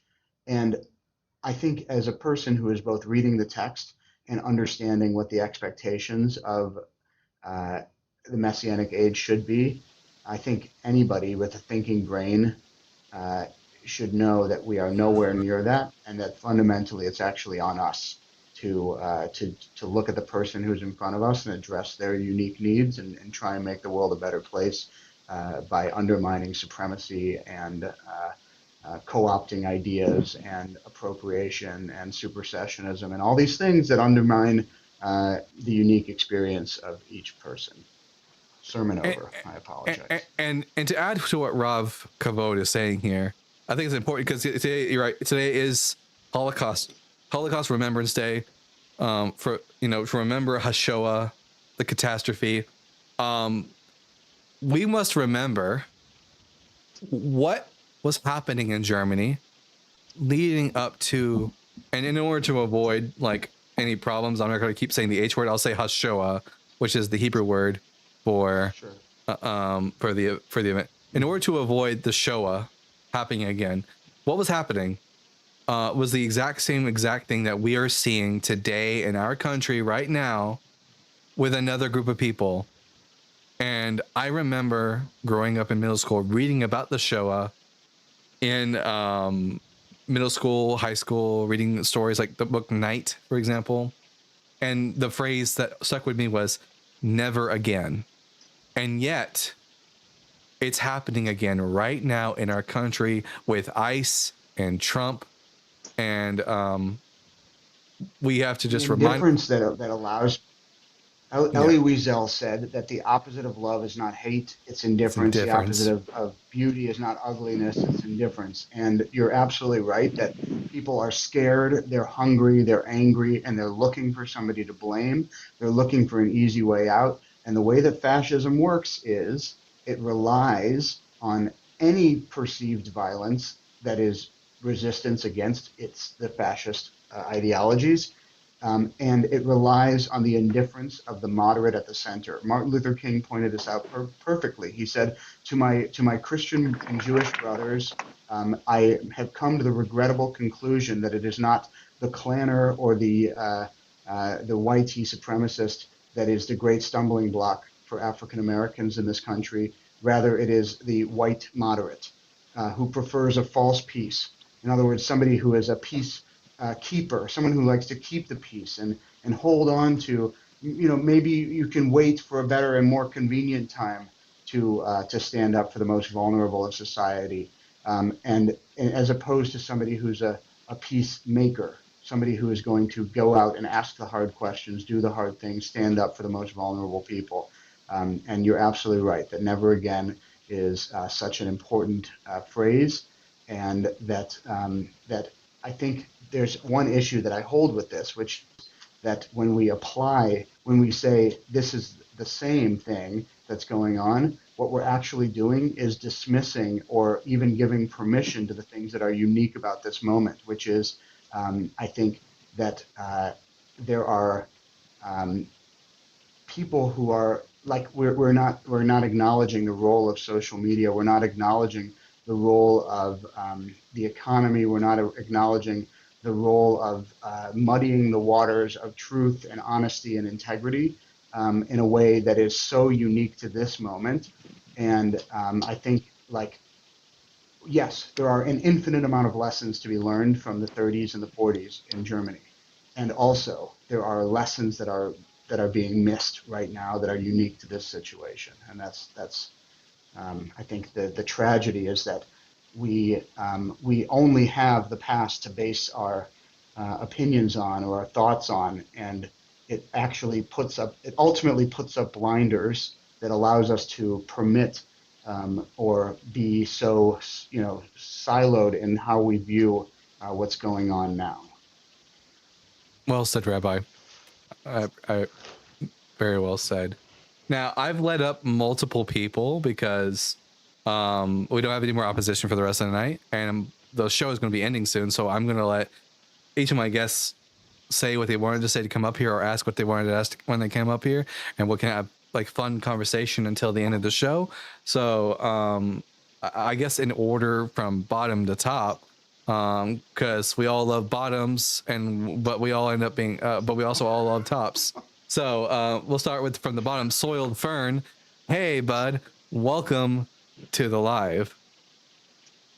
Oh, thank you, Dalton. It's so nice to be back. And just for the record, yes, they, them, we know I've read the Bible, blah, blah, blah. We know I don't believe. Friendly. Anyway, I wanted to say thank you so much for having Rav Kvod on, because it's been lovely. His presence has been like little lightning strikes throughout the calls. I like that. As Miss Ashland, who's sick tonight, though, we all know I'm stopping wet for Ashland. Thank you for that. I also wanted to be sure to add that my pronouns are they, them, just for Mr. EE81 in the YouTube chat, who was crying like a little baby when I first came up. Poor little baby can't handle the pronouns. Real quick, I just gotta say something real quick. Brianna in the comment section, I saw the video. If you like to come up, I can talk to you about it and give you my thoughts on it. Anyways, yeah, keep going, Fern. Yeah. So just some warning flags about the last person, who should have been dropped probably like an hour ago. All these are red flags, right? So many things about this person are a red flag. So real arrogance, whatever his name was. Throwing out logical fallacies that obviously are incorrect. The argument from silence. It wasn't an argument from silence. What the hell are you talking about? I don't think I've ever heard anybody on a live stream throw out the words ad hominem and actually have gotten it right. I have never heard an actual literal ad hominem argument on a live stream. It's ridiculous. So that's a red flag. Just so everyone knows. Unmute. Oh yeah, that's another problem. Like if I'm muting you, it's because I'm trying to say something. If you immediately unmute yourself, you're just instigating. You're just instigating at that point. Like I'm trying to have a conversation. Yeah, I think you need a timer. I think you need a timer, but I don't know why TikTok has a mute button if they can just immediately unmute themselves. Like, what's the fucking point, Right? TikTok? Like, I'm talking to they you. don't understand, right? They don't understand what's the point of having. Anyway, yeah, I think you just need like a 3 strikes or a 5 strikes rule. Like that's it. 5 red flags, you're gone. Bye now. That'll stop Yeah. you from wasting too much time with these idiots. But I'm sorry, you were gonna say something? For everyone who doesn't know, an ad hominem specifically, and what this actually is when, for example, someone makes an argument and you do not actually engage with the argument and so you just insult them. If you engage with the argument first and then insult them, that's not an ad hominem. That's just an insult. I've answered your objection, and you're an idiot. Well, I would go one further than that, and I would say that ad hominem, in its traditional sense, is actually a form of argument, and it's an illogical argument. So it actually would have to be an argument form to be ad hominem. It would have to be an argument that depends on attacking your opponent rather than their ideas. And since you don't engage in a particular argument to say your idea is wrong, you're just calling them an idiot because they're being idiots. It's an insult. Take it. Yeah. Anyway, the guy was a child. It doesn't really matter. But Yeah. other than I think that, we all figured that I out. did have a point about morality stuff, but I think I'm just going to leave all that behind because it's not relevant. You're reaching the end of your show. So just, thanks for having me Okay. up. I'm so glad you're around. Me too. Happy to have you up here, Fern. You have a wonderful day. Bye-bye. You too. Now, Chapter. Hey, bud. How you doing? I am fantastic. Happy to be here. Good. I'll try and speed run my comments, but number 1, hair on fleek, for sure. It's a little bit. I need to shave later tonight. It's getting a little bit long. I try to Yeah. shave every 2 days. In fact, Yeah, great. Yeah, go for it. I freaking forgot to. I guess I'll just go just to show you guys how well this works. I'm just gonna shave a part of my head right now online. On screen? Oh. Wait a minute. Wait a minute. I can't believe I'm doing this right now. Anyways, I wonder if you can see. Yeah, you can actually see the difference. Yes, that Yeah, was fast. Holy. Yeah. Oh yeah, I can shave the entire head in less than 15 minutes. Yeah, so I'm just gonna leave that bald patch there for the rest of the live, and I'll take care of that after the live's over. But go Okay, on. I've got 5 more points. Yeah, it might feel a bit lopsided. 5 more points. Please let Ashlyn know that I'm thinking about her and I hope she feels better soon. Okay, That's will number do. 2. Number 3 is hi Rav. Good to see you. Oh, he might be away. Yes, Aussie Lou. Great to see you too. Sorry, I couldn't unmute. It was like weird. No worries. Yes, this app has been a bit funky over the last few days. We all know that. Number 4, Pink and Blue Shark, if you know them. Yes, I do. Pink and Blue Shark is lovely. Yes, absolutely. They and myself were wondering, what app are you using at the moment? Is it Ninja, OBS, or something else? Oh, for like the dual streaming stuff? Yeah, the dual streaming because Yeah, I'm using OBS. Mm-hmm. Now, when it comes to all the technical stuff, I'm still also learning. It's Justin who I'm using Justin's exact setup. He's the one who's helped me set this up. Well, Basically, yes, I mentioned that to. Let's Yeah, I see. mentioned that to Pink and Blue Shark already. Yes.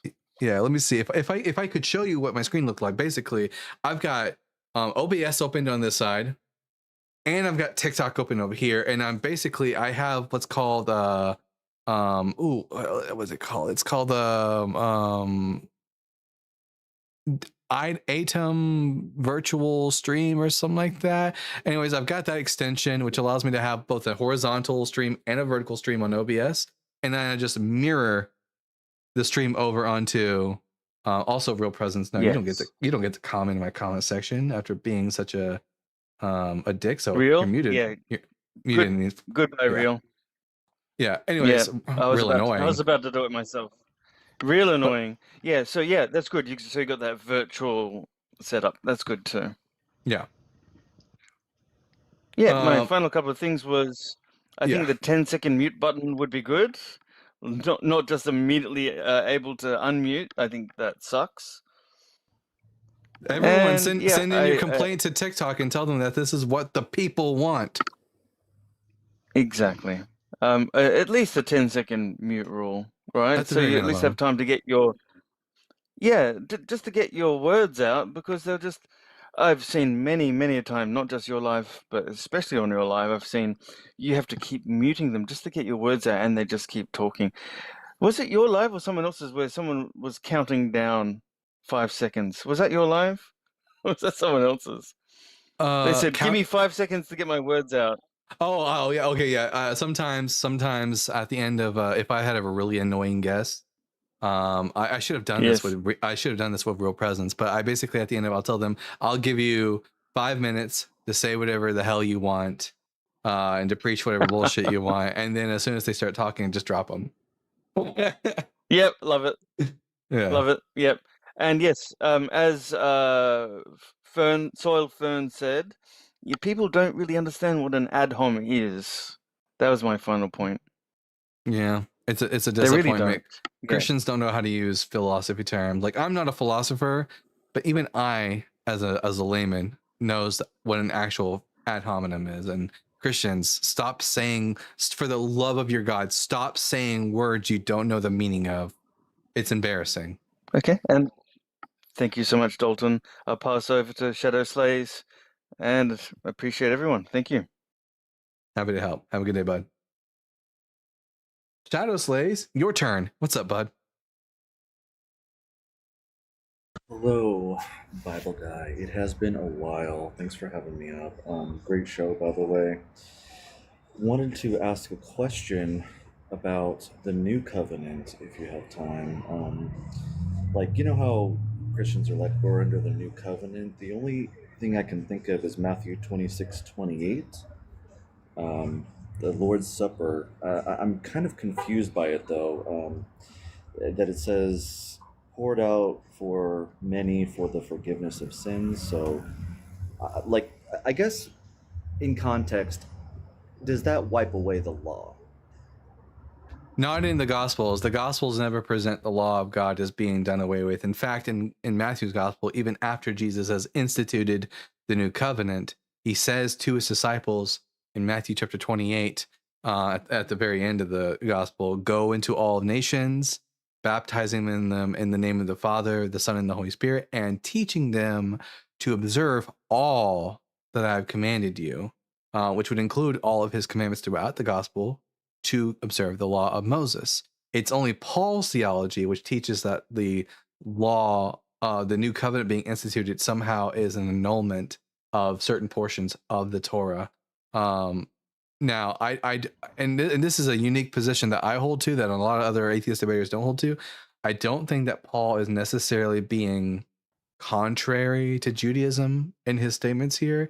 There's a really great book from a Jewish author, Mark B. Shapiro, called The Limits of Orthodox Theology, in which he relates that there were some Pharisees that believed that at a certain point in history, probably during the coming of the Messianic era, which Paul believed he was living in, that certain portions of the Torah would no longer be observed anymore, while other rabbis believed it would go on forever and always, which has become, amongst Orthodox Jews, that is the like predominant view, is that the Torah is forever. But there were some ancient rabbi sources who believe that it would be, some of it would be done away with at the coming of the Messiah.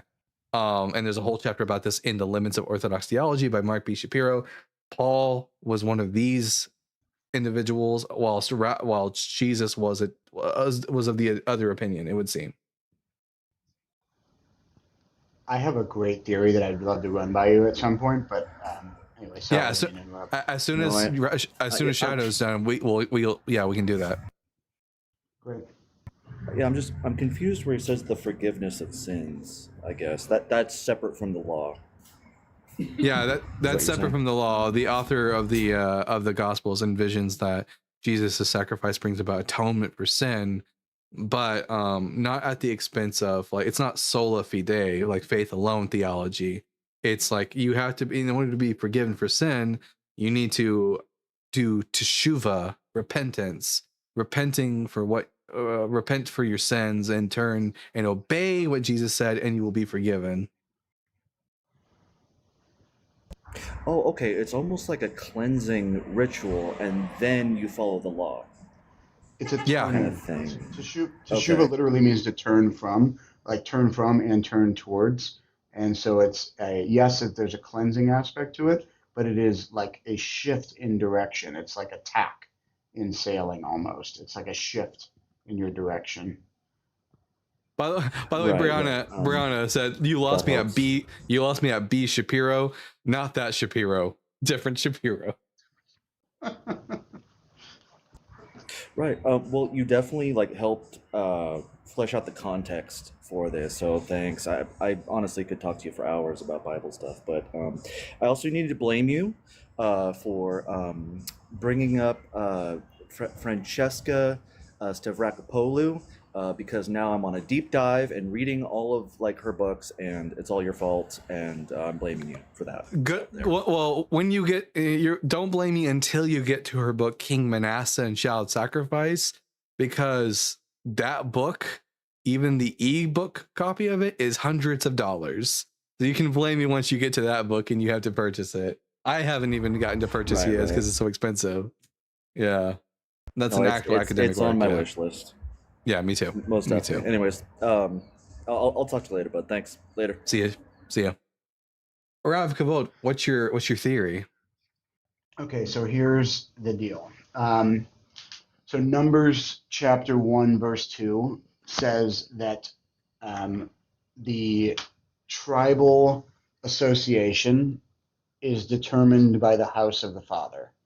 So entrance into Israel is through the mother, and the tribal association, like whichever tribe you're in, Judah, Levi, whatever, is through the father. It says from the Avotam, like from your father's house, Beit Avotam, Batei Avotam, sorry.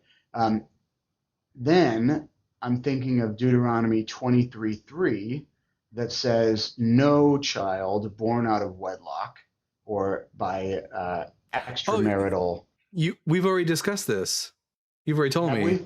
that because Jesus Okay. is a mom, that because Jesus is basically a momzer, he can't Exactly. he couldn't enter into the congregation of the Lord. He cannot be a king of Israel and Messiah. Yeah. Exactly. Last And time so you were my on, theory we talked is- about this.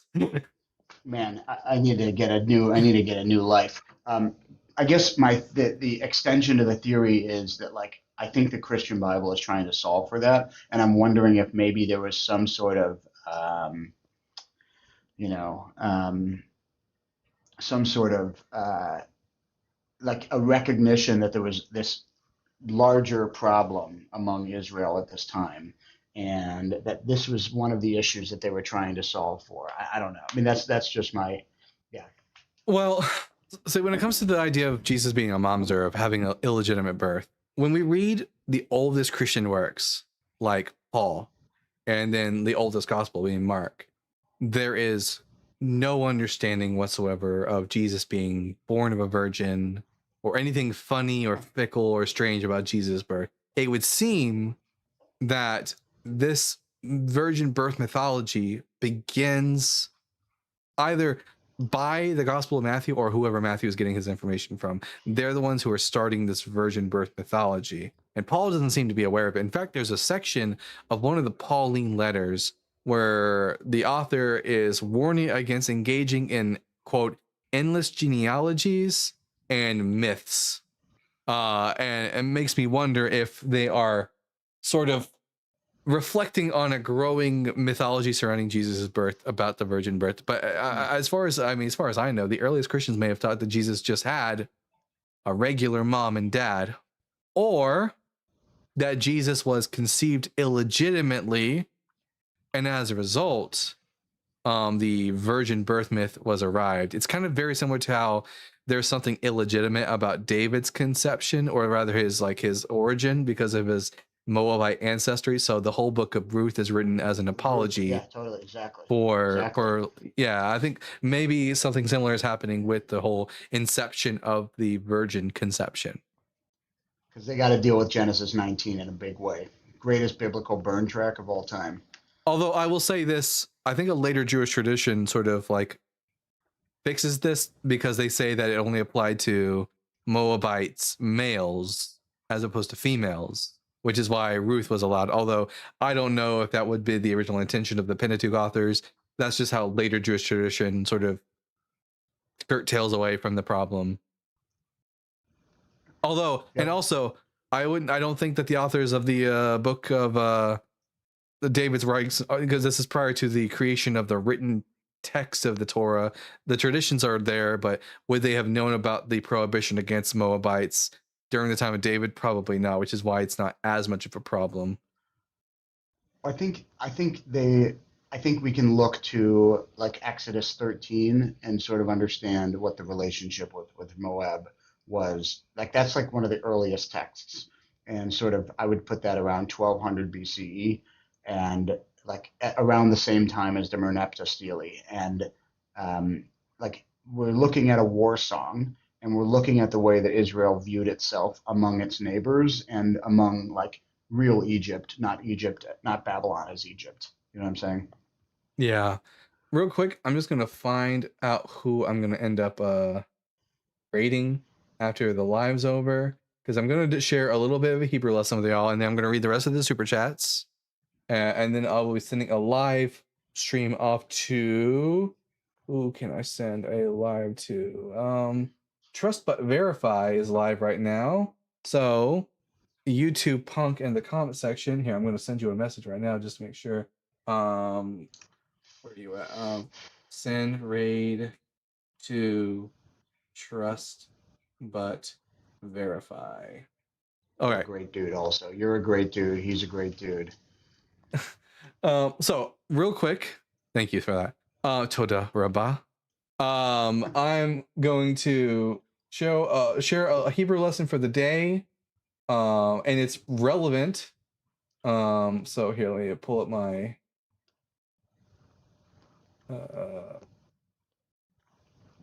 maybe later. Word that Trust But Verify is ending soon. Oh, Trust But Verify is ending soon. Well, Jesus. Here, 1 second. Then in that case, who's that? In that in that case, who else do we got as an option? Sorc, S-O-R-C. Never mind. Do Sorc. Sorc, S-O, not Sora. Damn it. Sorc. Oh, C, not A. Fuck me. It keeps wanting to say Sora. Sorc, S-O-R-C, is also live right now, so you just go send a raid over to his way. But real quick, we're going to do a Hebrew lesson, and then I'm going to read the rest of the super chats. So the Hebrew lesson of today, in honor of Holocaust Remembrance Day, I'm going to show you guys the Hebrew for Holocaust.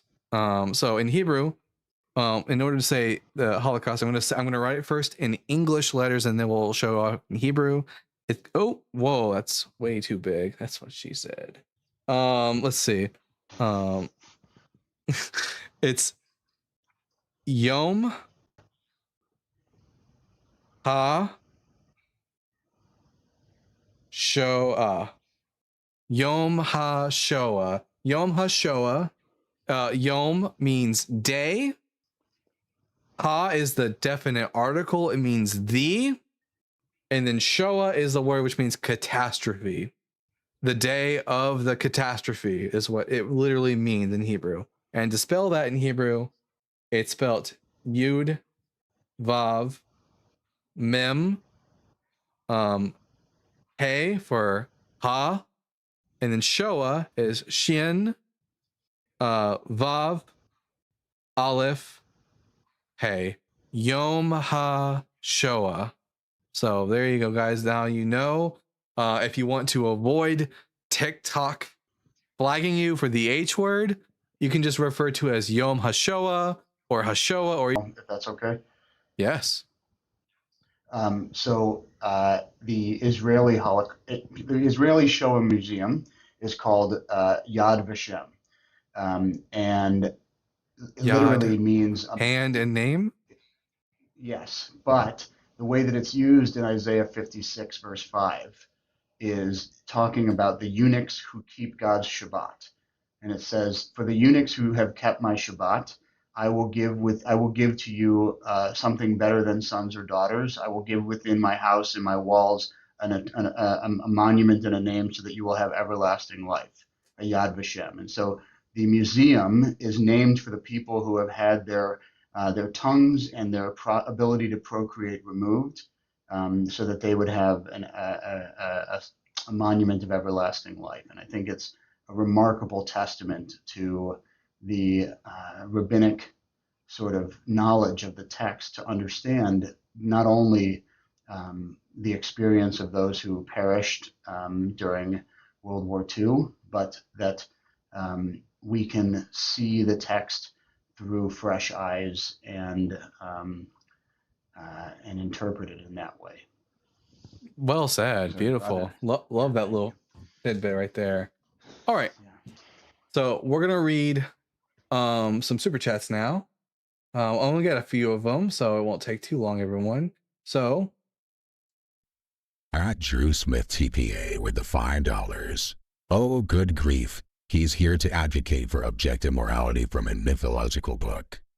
are we referring to Real Annoying? Was he here to do that? I must have missed it when he started advocating for morality. I missed it. I really wasn't going to let him get off of his many false claims that he was not able to substantiate. And make note of that, people, that real presence was not able, real arrogance was not able to substantiate any of his claims about the Bible. He had assumptions from his theology, and when you debate Christians, take note of those assumptions and don't let them just assume them. Hold them to their assumptions, because without the assumptions, they just it all falls apart. At Gentleman Viking with the $5. Dalton, have you considered that the earth is spiritually flat? Yeah, maybe when Isaiah said the earth is a circle, it's spiritually a circle. And whatever that means, God likes them flat, apparently. Which is why it didn't work out with Asherah, because Asherah is absolutely not flat. She has got it going on. That's one of the reasons that it didn't work out. Also, she got tired of his shit, divorced him, and sent him packing. At AKNA with the 100. Wait a minute. We're gonna learn a new currency, everybody. 1 second. Let's find out what the currency here is. What currency is DKK?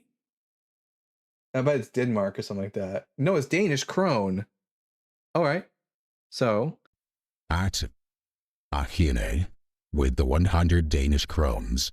Have you watched the music video Amelia by Dizzy Nizzy Lizzy? It's about a woman who joins a Christian religious cult. Things go haywire after that. A 26-minute must watch. Oh, wait a minute. A 26-minute music video? Holy shit. I've heard of some long songs before, but that takes the cake. I will listen to some of it. I don't know if I can sit there for 26 minutes and listen to a whole music video, but I am kind of interested now. So I'll have to go check that out. And at Drew Smith TPA from the $5 in Denmark. How funny that he just said Denmark. In Denmark, all things are created by the Legos. All things are created by the Legos. This is a true fact, everyone. If you go to Denmark, their houses, their cars, yes, even their pastries are made of Legos. Makes getting around a real bitch to do. 100%. At Hermie Shine with the £5. Fuck ice sideways with a shovel. Good night. Absolutely. I was going to say it before we ended the live, but I'm glad you said it for me again. Herbie Shine, fuck ice, 100%. Hope that we see. And I'm not just saying that because it's snowing right now where I live, but literally, I hope the ice begins to melt, if you know what I mean. At Carissa Wheeland sending 20 The Bible Guy gift memberships. W. Carissa Wheeland. And anyways, I think that is everything, guys. That's every single super chat we have, every single friendly we had to come up. And remember, everyone, we're going to be sending a live raid over to Sork on YouTube, SORC Sork. Tell them that the Bible Guy sent you and Rap Kavod sent you. And with that, I've been the Bible Guy. Remember, everyone, to keep reading, keep learning, fuck ICE, and we'll see you all again Thursday at 5 p.m. Central Standard Time. Bye.